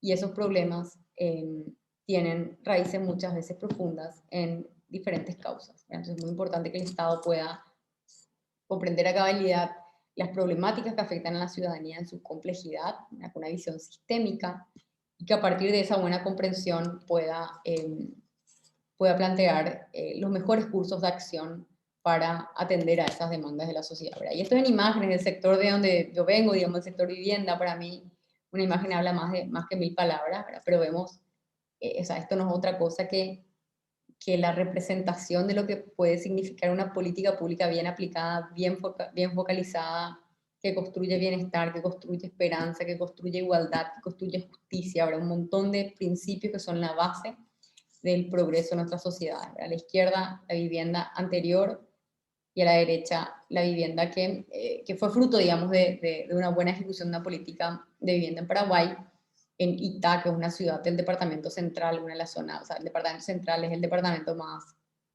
poblado del Paraguay, y que también forma parte del área metropolitana de la capital, de Asunción. Estas también son más imágenes en términos sanitarios. Cuando hablo de las políticas de vivienda, sé que esta no es una charla de eso, pero siempre refuerzo el impacto que generan las políticas de vivienda en términos sanitarios. No es solamente la protección de las paredes y el techo, sino que lo que significa una buena política de vivienda o el acceso a una vivienda adecuada en términos de salud, en términos de protección, en términos de cuidado, en muchísimos aspectos. Esta fotografía saqué yo en una comunidad rural de Paraguay, y ese fue el baño que entregamos en ese mismo contexto, en esa comunidad, ¿verdad? De nuevo, fotografías de los servicios sanitarios. En resumen, el mensaje detrás de esto es de que las políticas públicas son herramientas demasiado poderosas que tienen los estados para cambiar la vida de la gente, para mejorar la vida de la gente. ¿Y por qué son importantes? ¿Por qué son importantes las políticas públicas?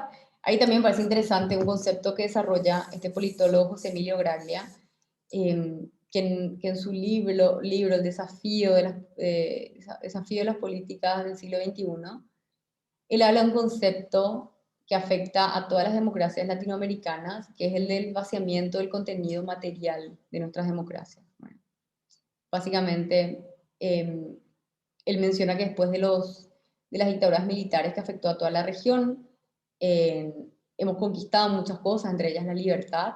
Hemos establecido sistemas democráticos donde todos podemos participar y podemos elegir también a quienes van a ser nuestras autoridades, pero donde definitivamente existen todavía muchas debilidades en términos de las propuestas para mejorar la vida de la gente. O sea,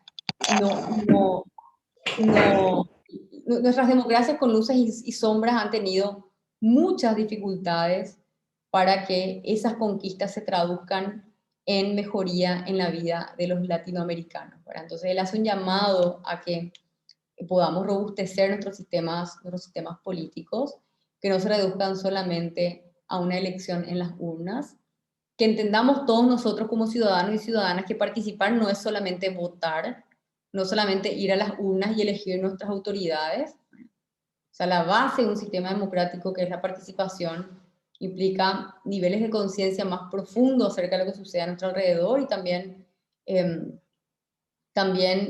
sobre los espacios de participación que tienen que ser llenados, digamos, a los ciudadanos. Tenemos una obligación de participar activamente para que el sistema pueda funcionar tal cual fue diseñado. Entonces, ahí radica la importancia de las políticas públicas, porque dan legitimidad a los estados, y por sobre todo ayudan a consolidar la democracia. Entonces, este es otro comentario de un politólogo americano, ¿verdad? En su libro Orden y decadencia de la política. A los que les gusta la política, si no leyeron todavía, les recomiendo, es un buen libro. en que él habla de que los gobiernos tienen que generar el poder para hacer las cosas, porque la legitimidad de los estados viene de eso, de los estados, en otras palabras, tienen que poder gobernar. Y esto es lo que les hablaba, en verdad me salté, ¿verdad? De que la amenaza actual de las democracias latinoamericanas es el vaciamiento de los contenidos materiales, un vaciamiento que limita a nuestras democracias solo a las votaciones, sin políticas públicas que remuevan las causas pendientes a los problemas prioritarios. Él habla de democracias de forma y no de fondo, como una alarma amarilla o roja, dependiendo de la situación en nuestros países, ¿verdad? De cada uno, que tiene que encenderse en esta parte del mundo, o sea, en nuestra región, en Latinoamérica, y también en el tramo del siglo XXI que hoy estamos transitando, ¿verdad? Democracias con votos en las urnas, pero sin mejoras en las vidas de los latinoamericanos. Bueno, pues ahora sí, estamos en el super tramo final. La verdad que acá solamente quería hablar como este concepto de liderazgo responsable que trabaja mucho el Foro Económico Mundial. Hay muchas instituciones como internacionales que son cosas medio obvias, pero siempre está bueno repetirles y recordarlas, ¿verdad? Que primero que todos nosotros somos líderes en cierta medida y en determinados espacios. Y nuestros liderazgos pueden ser nativos, pueden ser positivos, pueden ser responsables, pueden ser irresponsables, ¿verdad? Un líder responsable tiene una conexión con la misión que tiene en la vida, con ciertos valores, construye confianza, desarrolla la empatía, practica la escucha activa, participa también activamente, ¿verdad? Si somos líderes responsables, tenemos que participar activamente. Búsqueda siempre la verdad, y eso es tan importante en la era de la posverdad, está basado en evidencia, ¿verdad? Invita a la construcción de la verdad a partir del diálogo, el debate, de la construcción de la verdad, digamos, colectiva, y también tiene un compromiso real. Y en este momento tan crítico como hablamos al principio, los liderazgos son y van a ser fundamentales en esta fase de recuperación post-pandemia. Tenemos que comprender que los liderazgos llevan una carga de responsabilidad porque tienen el poder para promover los cambios que necesitamos en el mundo. Cuando hablamos de liderazgo, hablamos de participación. Tenemos que crear nuevos sistemas sociales donde todos podamos progresar y alcanzar un cierto nivel de bienestar. Y ahora las tres como lecciones que les decía, hay tres cosas que yo siempre trato de recordar, que me ayudan a mantenerme motivada, que me ayudan a sobrepasar los momentos de dificultad, a mantenerme conectada con el norte, con mi propósito, con mi misión. Y son estas tres cosas, ¿verdad? Uno, trato de recordar siempre que solamente las acciones generan transformación. O sea, a ver, las ideas también tienen mucho poder, no quiero decir que eso no, que son muy importantes, ¿verdad? Pero la necesidad de estar orientados a la acción, ¿verdad? Que marcó bastante la charla, ¿verdad? Hoy en día se habrán dado cuenta, ¿verdad? Porque no se equivoca el hombre que ensaya distintos caminos para alcanzar sus metas, se equivoca aquel que por temor a equivocarse no actúa. Hablamos también del miedo, que aparece siempre como una barrera para no actuar. Tenemos miedo a equivocarnos, tenemos miedo al que dirán, tenemos miedo a miles de cosas, a fracasar. La verdad es de que no existe mejor educador que la acción. Solamente la acción nos permite cambiar realidades, ¿verdad? Entonces, tratar siempre de hacer. Entre no hacer y hacer, elijan siempre hacer. Dicen que la definición de coraje no es la ausencia de miedo, sino que es la capacidad de enfrentar al miedo, ¿verdad? Y de hacerlo igual con miedo. Ahora, hacer no es suficiente. Uno tiene que reflexionar en la acción.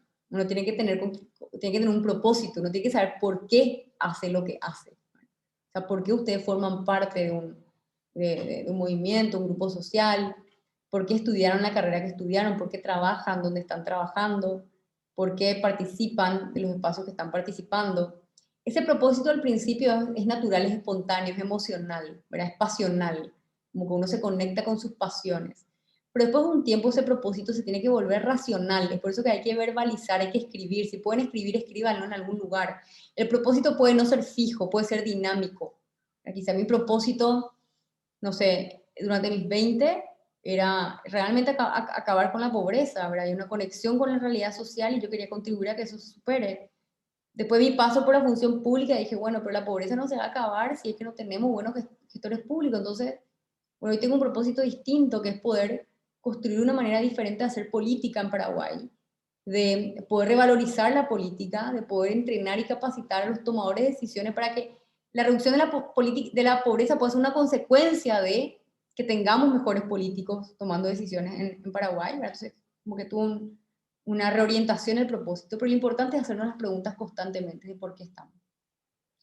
En el Ministerio de Vivienda, yo, o sea, no les voy a negar, hay momentos como de mucha dificultad. ¿En qué sentido? En que a veces uno se frustra, las cosas no salen como uno quiere, es difícil, y uno a veces se pregunta, pero ¿por qué lo que estoy haciendo, esto que estoy haciendo? ¿Por qué a mí me preocupa? ¿Por qué me preocupa? ¿Por qué me preocupa un problema público?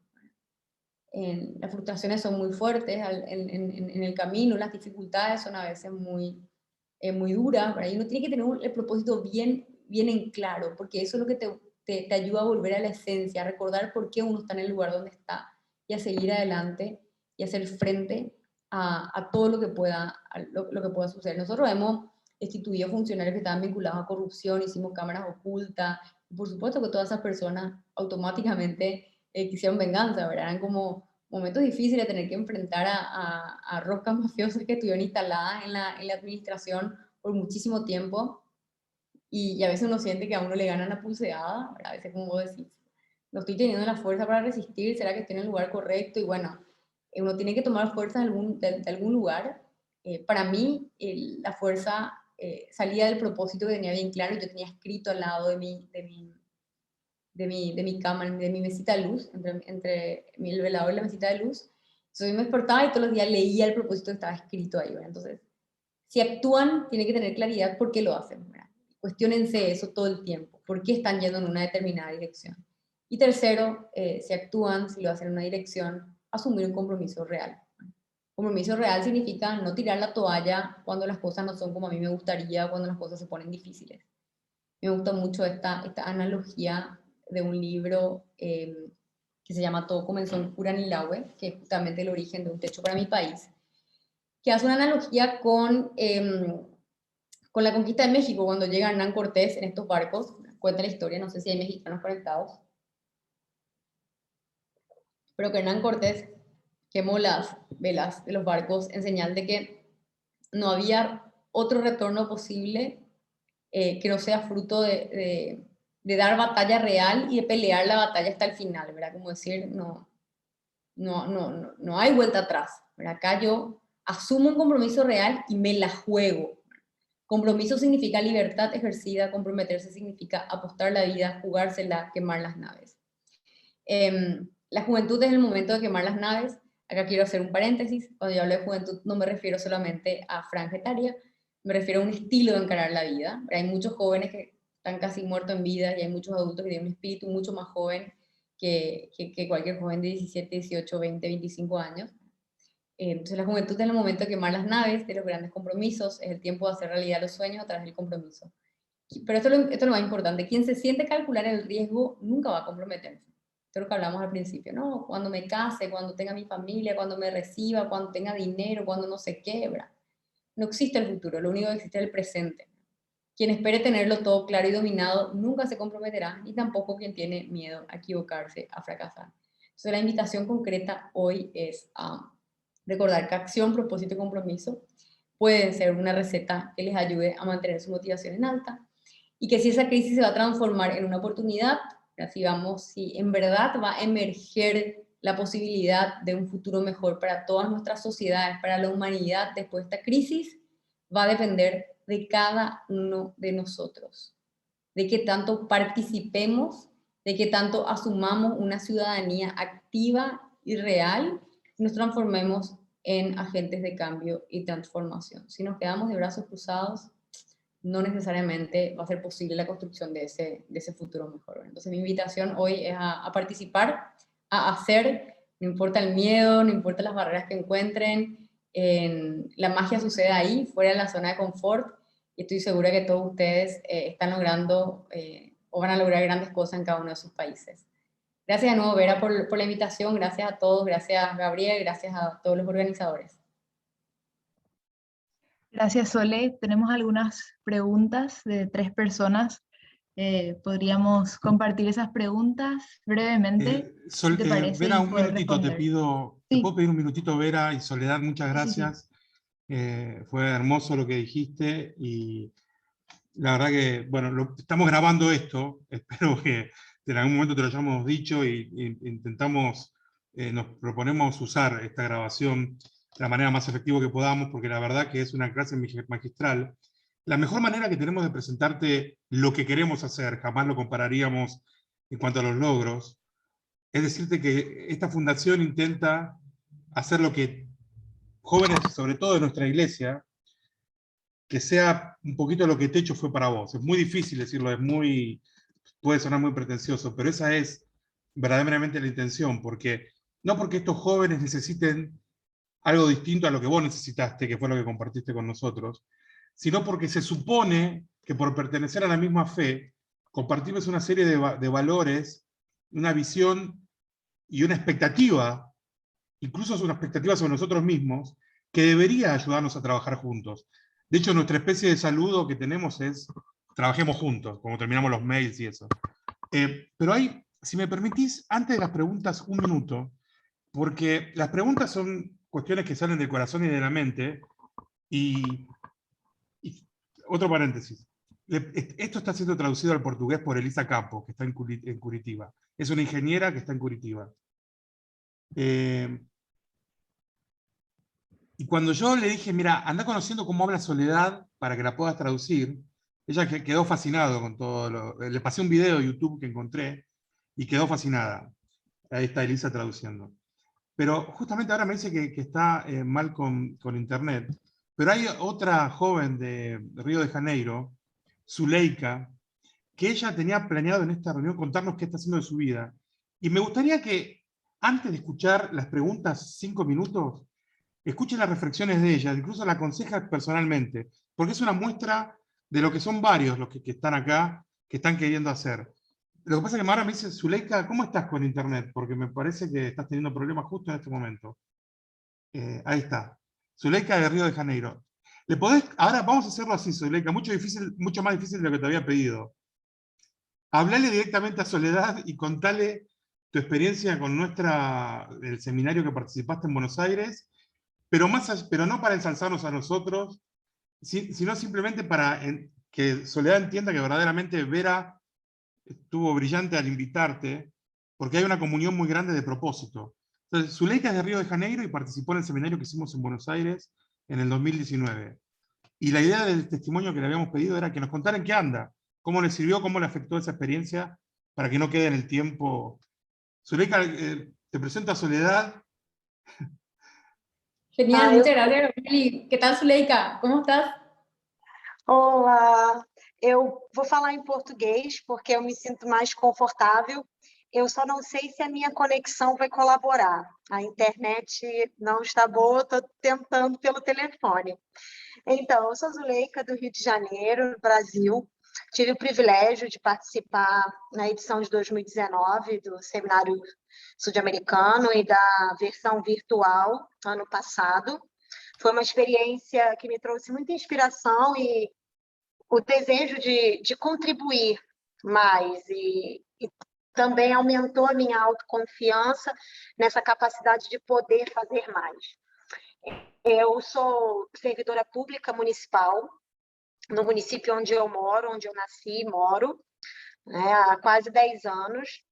E a pandemia, como você mesma colocou, ela escancarou muita desigualdade. Coisas que a gente já sabia que existiam, porém elas se tornaram muito explícitas, né? E como eu trabalho como orientadora educacional na Secretaria Municipal de Educação e Cultura, eu vivi isso muito de perto, né? E o que a experiência do seminário contribuiu para que eu pudesse sobrepujar os desafios enquanto educadora nesse momento? Foi justamente o que eu falei, né? Eu hoje tenho muito mais desejo de contribuir e muito mais desejo de fazer mais, né? Ainda que a minha esfera de atuação seja comunitária, não seja algo tão grande, ou né, que atinja tantas pessoas, mas o que eu faço dentro da minha esfera de atuação, eu sei que eu posso contribuir. Eu trabalho em 2 unidades escolares, uma de educação especial. Eu sou pedagoga e psicopedagoga, sou especialista em transtornos da aprendizagem. E com a questão da pandemia, precisei dividir a minha carga horária para atuar numa outra escola, para ajudar justamente na questão da evasão escolar. Por conta da pandemia, muitas crianças e adolescentes desapareceram da escola. Muitos pela questão de não ter acesso à internet, não ter recursos tecnológicos. Então, eu fui solicitada que dividisse o meu tempo de trabalho nessa unidade que eu já trabalhava, de educação especial, e fui para uma escola do campo, uma escola rural, né, onde cerca de 85% dos alunos não têm acesso à internet. Então, o grande desafio foi e está sendo resgatar essas crianças, esses jovens, e mudar estratégias. Eu gostei muito da sua fala quando disse que a crise é um agente de mudança, né? E para nós, educadores, a crise foi, né, um agente de muita mudança. Nós precisamos realmente ressignificar muitas coisas e aprender muitas coisas para poder atingir esses alunos, né? Então, na escola de educação especial, por ser um trabalho muito específico, porque nós trabalhamos com altas complexidades, né, questões de paralisia, questões de autismo severo, nós tivemos que adaptar o nosso trabalho também como um resgate a essas famílias, porque elas estavam muito fragilizadas, porque a escola é um espaço de muita confiança para eles, um espaço onde eles sabiam que os seus filhos estavam sendo cuidados e orientados. Porém, agora eles não tinham acesso a esse espaço. Essas famílias ficaram muito fragilizadas. E, por ser orientadora educacional, eu acabei me tornando, no meu trabalho, né, o meu serviço de orientação, acabou se tornando um espaço de escuta para essas famílias, né? E, em cima dessa escuta, junto com a coordenação pedagógica, tivemos que buscar parcerias com a saúde e com a assistência social, para ajudar essas famílias a resgatarem os vínculos com a escola, ajudar os nossos profissionais a resgatar os vínculos com essas famílias, né, e buscar desenvolver a confiança deles. E na escola rural, o nosso trabalho tem sido ir atrás, literalmente, dessas crianças e dessas famílias, visitar essas casas, né, fazer todo um trabalho de que eles são capazes, eles podem retirar as atividades impressas na escola, eles têm o nosso suporte, fazer esse trabalho de conscientização, né, de que eles são cidadãos, eles são parte, eles têm direitos, e nós temos dever de ofertar a eles educação de qualidade, ainda que educação pública.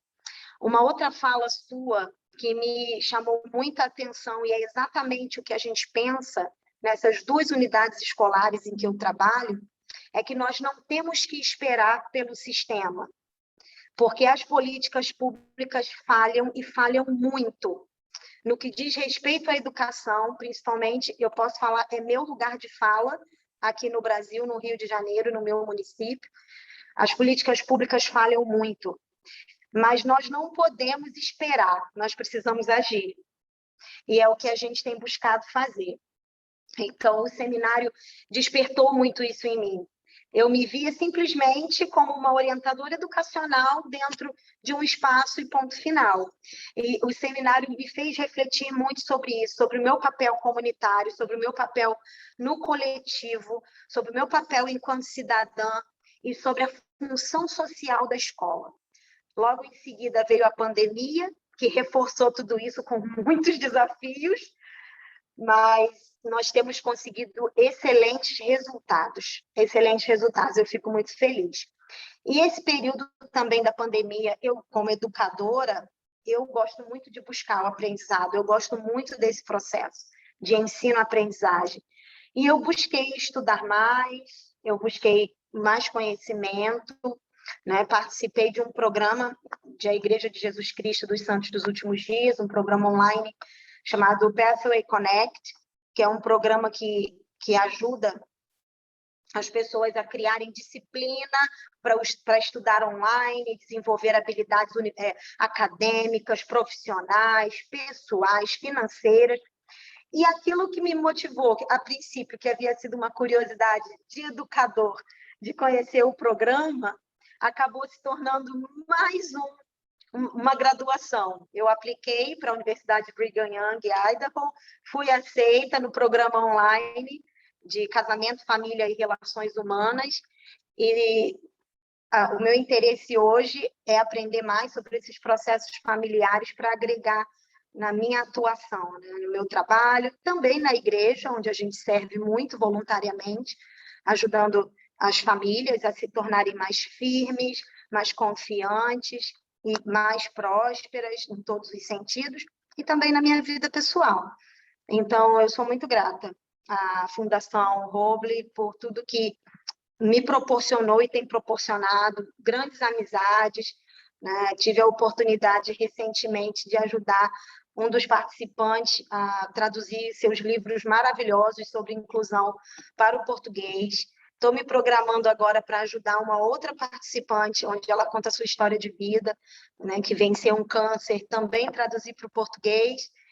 E eu me sinto hoje muito feliz por compreender que contribuir, a gente às vezes pensa muito no global, mas a gente pode começar do micro, começar de onde a gente está e realmente fazer a diferença para aqueles que estão ao nosso redor.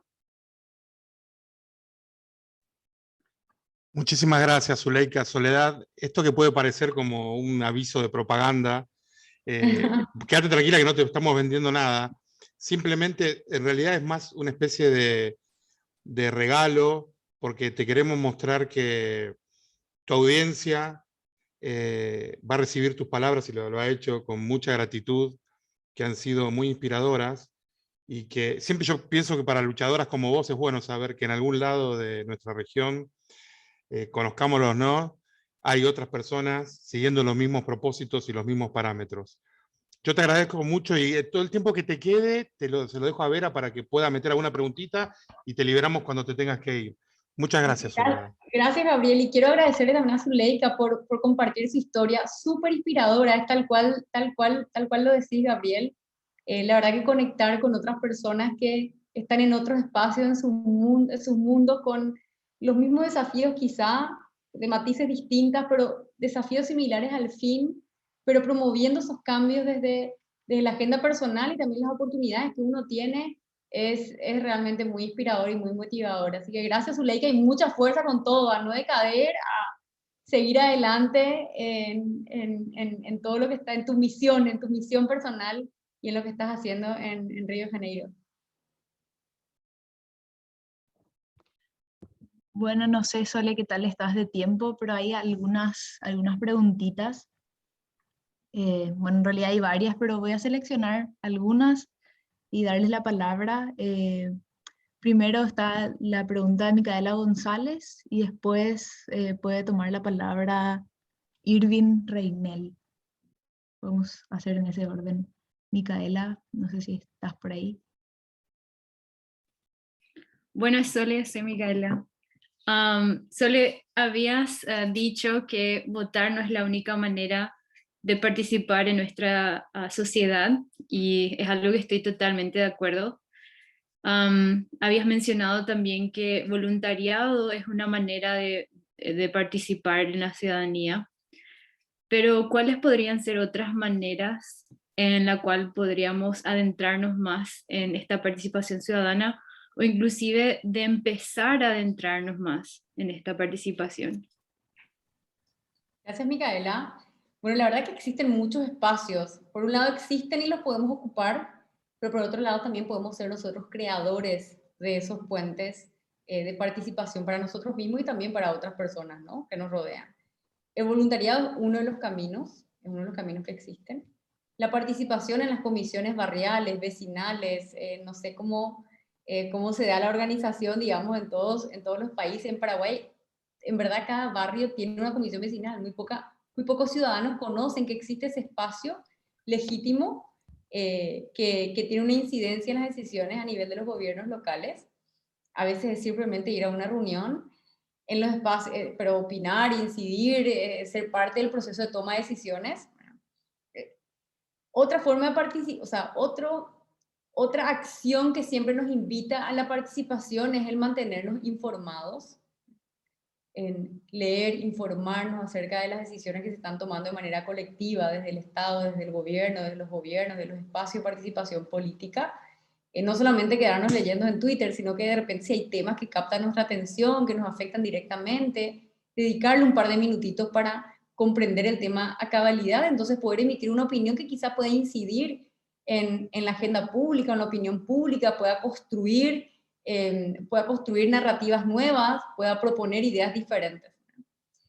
Luego existen espacios en los ámbitos educativos, siempre están los centros de estudiantes, a nivel de colegio, de universidad.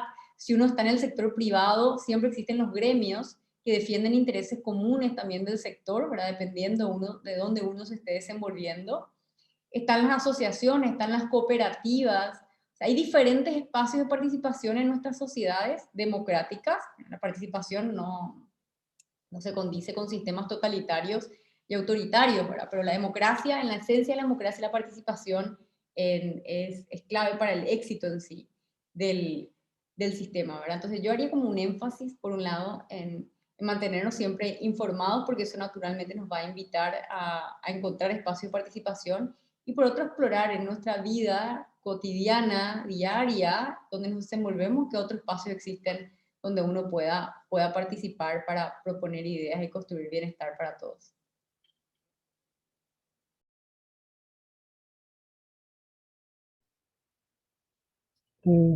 Hola, Sole, mucho gusto. Pues mi pregunta va muy similar a la anterior. Básicamente sería, ¿cómo sumarnos al activismo social, digamos, entre tantos problemas que nos aquejan? ¿Cómo elegir uno u otro? ¿Cómo tú sentiste que era Techo el lugar donde tú tenías que estar? ¿Cómo sentiste que ese era el lugar donde debías participar? Muy buena pregunta, Irving, porque claro, no conté yo todos mis otros espacios de participación. Yo la verdad lo que siempre trataba era de no quedarme quieta.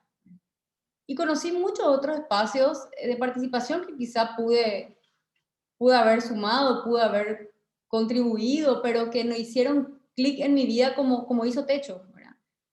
Entonces, para mí es el intentar y el sumarse a los espacios que uno encuentre. Bueno, por ahí uno no se siente cómodo en un lugar, o ve que o no se siente motivado, o no le inspira la causa que está persiguiendo, y bueno, intentar en otro lugar hasta que uno encuentre ese espacio donde puede desarrollar al máximo su potencial y donde la participación de cada uno es elemental también para contribuir al propósito. O sea, en todos los espacios uno contribuye en cierta manera, ¿verdad? Pero yo me mantuve activa mucho tiempo en diferentes organizaciones, ¿verdad? Me apunté, no sé, en Paraguay existía una organización que se llamaba Juventud que se Mueve, que trabajaba sobre, no sé, construcción de integridad, limpieza de las calles, etcétera. Estuvo bueno, pero no me terminó de encender y de conectar en un 100%.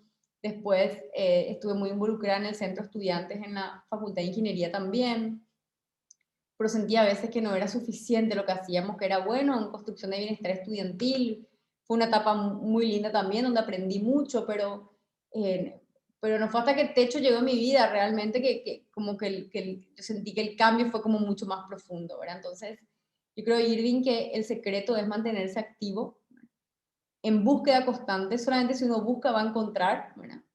Y estoy segura que va a aparecer ese espacio que te va a conectar, que le va a dar un sentido a lo que estás haciendo, que te va a mover desde tus fibras más íntimas, y que, bueno, va a ayudar a que sigas creciendo como crecemos todos, digamos, en nuestra vida, y bueno, forjando nuestra propia personalidad también.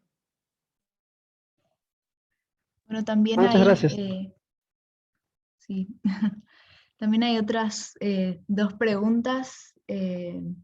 Yo puedo ya juntar las dos. Una es de Weimar Palle, de Bolivia, y él pregunta cómo podemos forjar un carácter que sea fuerte para encarar una politiquería que a veces está muy instituida en las instituciones del Estado. Y después la pregunta de Marjorie es si hay políticas públicas que estén tomando en cuenta las consecuencias del calentamiento global. Marjorie es de Perú, pero tengo entendido que ella es la que está en Madrid ahora. ¿Y qué sucederá con los refugiados climáticos? Pregunta Marjorie.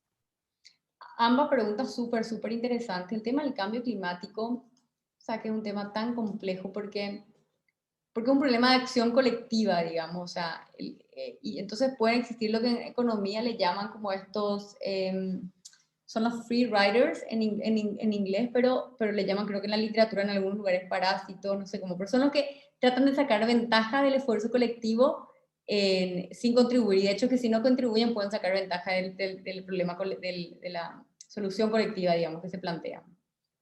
Y pasa mucho eso con el cambio climático, porque digamos, si solo Paraguay, vamos a suponer un mundo ideal donde todos los paraguayos y todas las paraguayas nos comprometemos, pero fehacientemente en combatir el cambio climático, va a ser insignificante lo que Paraguay puede hacer. O sea, la única manera de disminuir realmente el aumento de temperatura, el calentamiento global y poder prevenir el cambio climático es si existe un esfuerzo colectivo de todos los países del mundo.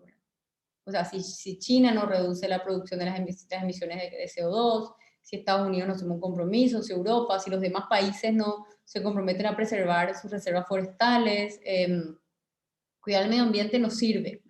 Entonces ahí donde hay inconvenientes y donde yo creo que encuentran dificultades las políticas en el ámbito internacional de contención al cambio climático. Porque el sistema internacional, claro, estos problemas que son de acción colectiva tienen que comprometer a todo el sistema internacional. El sistema internacional vive en una anarquía. Hay una anarquía del sistema internacional. ¿Por qué? Porque no hay un gobierno del mundo. No existe un gobierno del mundo. ¿Verdad? Están todos los países con sus propios gobiernos y las propias luchas entre las potencias mundiales por quien asume el liderazgo, digamos, ¿verdad? En general. Hoy estamos viviendo esto con un mundo multipolar entre Estados Unidos y China, la eterna, digamos, disputa entre estas dos grandes potencias por quién se va a quedar, digamos, con el liderazgo del mundo, pero no hay una mega autoridad del universo que define quién es el líder del planeta Tierra. Entonces, esa anarquía del sistema internacional hace que sea a veces difícil coordinar acciones en torno a un problema de acción colectiva como es el cambio climático.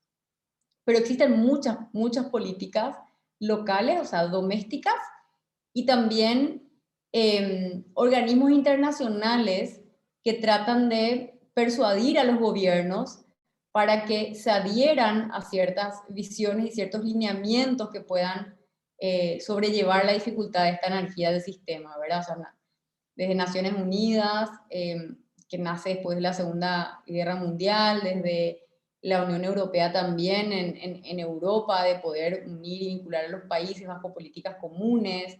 O sea, hay esfuerzos internacionales que ayudan a incentivar a los países a que se adhieran a cierta visión global, ¿verdad? El Acuerdo de París en su momento, bueno, las cumbres del cambio climático se hacen de manera anual y están los desafíos de las políticas, de cómo se adecuan las políticas domésticas. Pero existen, o sea, el desafío es que cada uno averigüe qué es lo que está haciendo primero a qué acuerdos internacionales están adheridos sus países y qué es lo que se está haciendo a nivel doméstico.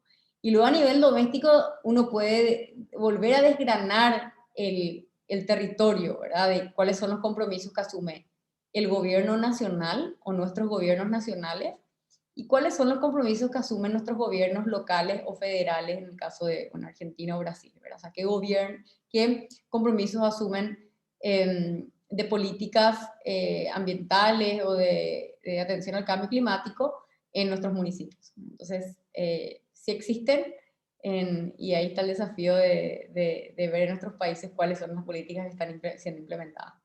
Y la otra pregunta de cómo construir ese coraje. No sé si hay una receta para construir ese coraje. O sea, para mí era un solo camino el posible. Aparezcan las consecuencias que aparezcan. Y yo era muy intransigente con eso, ¿verdad? Es decir, la corrupción es uno de los peores males y de las peores enfermedades que afectan a nuestras instituciones públicas y generan un daño tremendo a la sociedad, ¿verdad? En términos culturales y en términos de bienestar. Entonces, para mí era tolerancia cero.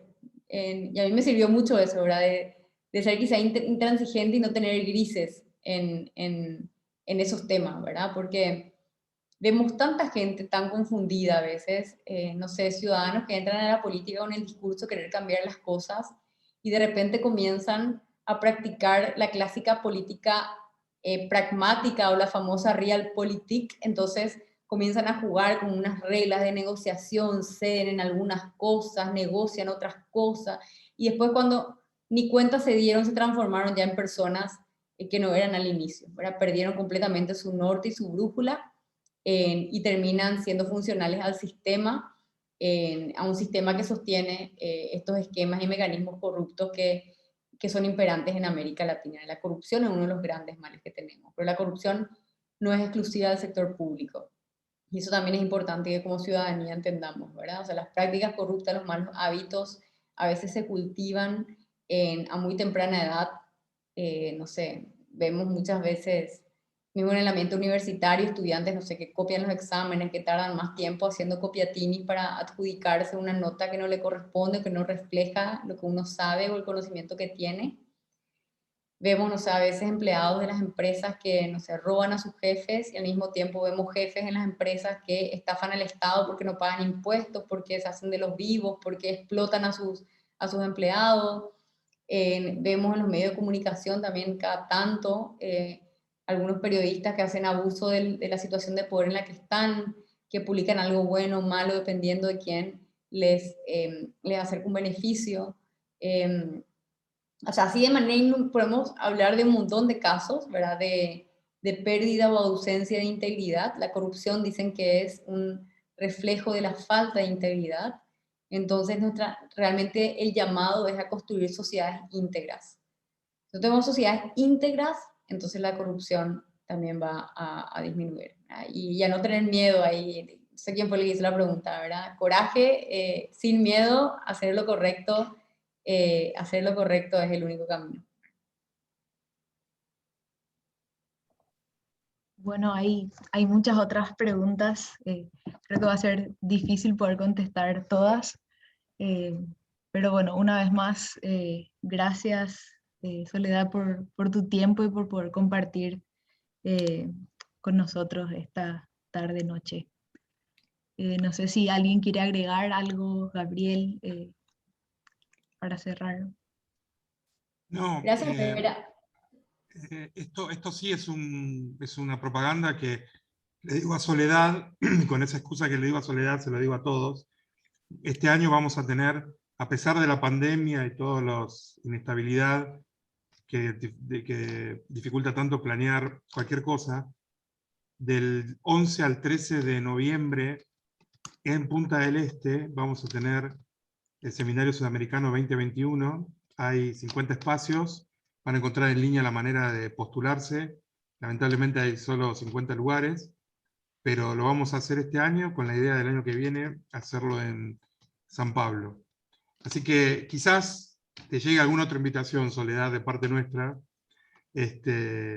con y quizás hasta incluso sea un poquito más glamorosa que una charla online. Pero muchísimas gracias, sos un ejemplo. No, muchas gracias. Gracias, Vera, muchas gracias, Vera. Ya sabés qué camino seguir. Gracias, Gabriel, gracias, Vera, gracias a todos. Les dejé ahí mis redes sociales por si es que quedó alguna pregunta pendiente. En Twitter estoy @solenu y en Instagram @sole.nu. En TikTok soy muy nueva, así que no esperen nada muy creativo en TikTok. Pero bueno, trato siempre de mantenerme conectada con la tecnología que nos regala el siglo XXI. Y agradecerles de nuevo profundamente por la invitación, Gabriel, Vera. Como les decía al principio, yo trato siempre de estar presente cuando me invitan, porque estos espacios de construcción colectiva donde compartimos ideas, donde compartimos experiencias, son muy valiosos. Y espero haberles inspirado a que, no sé, se acerquen al sector público, que sean agentes de cambio, que respondan a ese llamado que nos hace la crisis pandémica hoy a seguir actuando para cambiar positivamente nuestras realidades. Bueno, eso es todo. Gracias de nuevo, Gabriel, gracias, Vera, y gracias a todos. Chao, chao. Gracias a todos. Buenas noches. Gracias a todos. Gracias. Chao, muchas gracias a todos. Feliz noche. Chao, chao.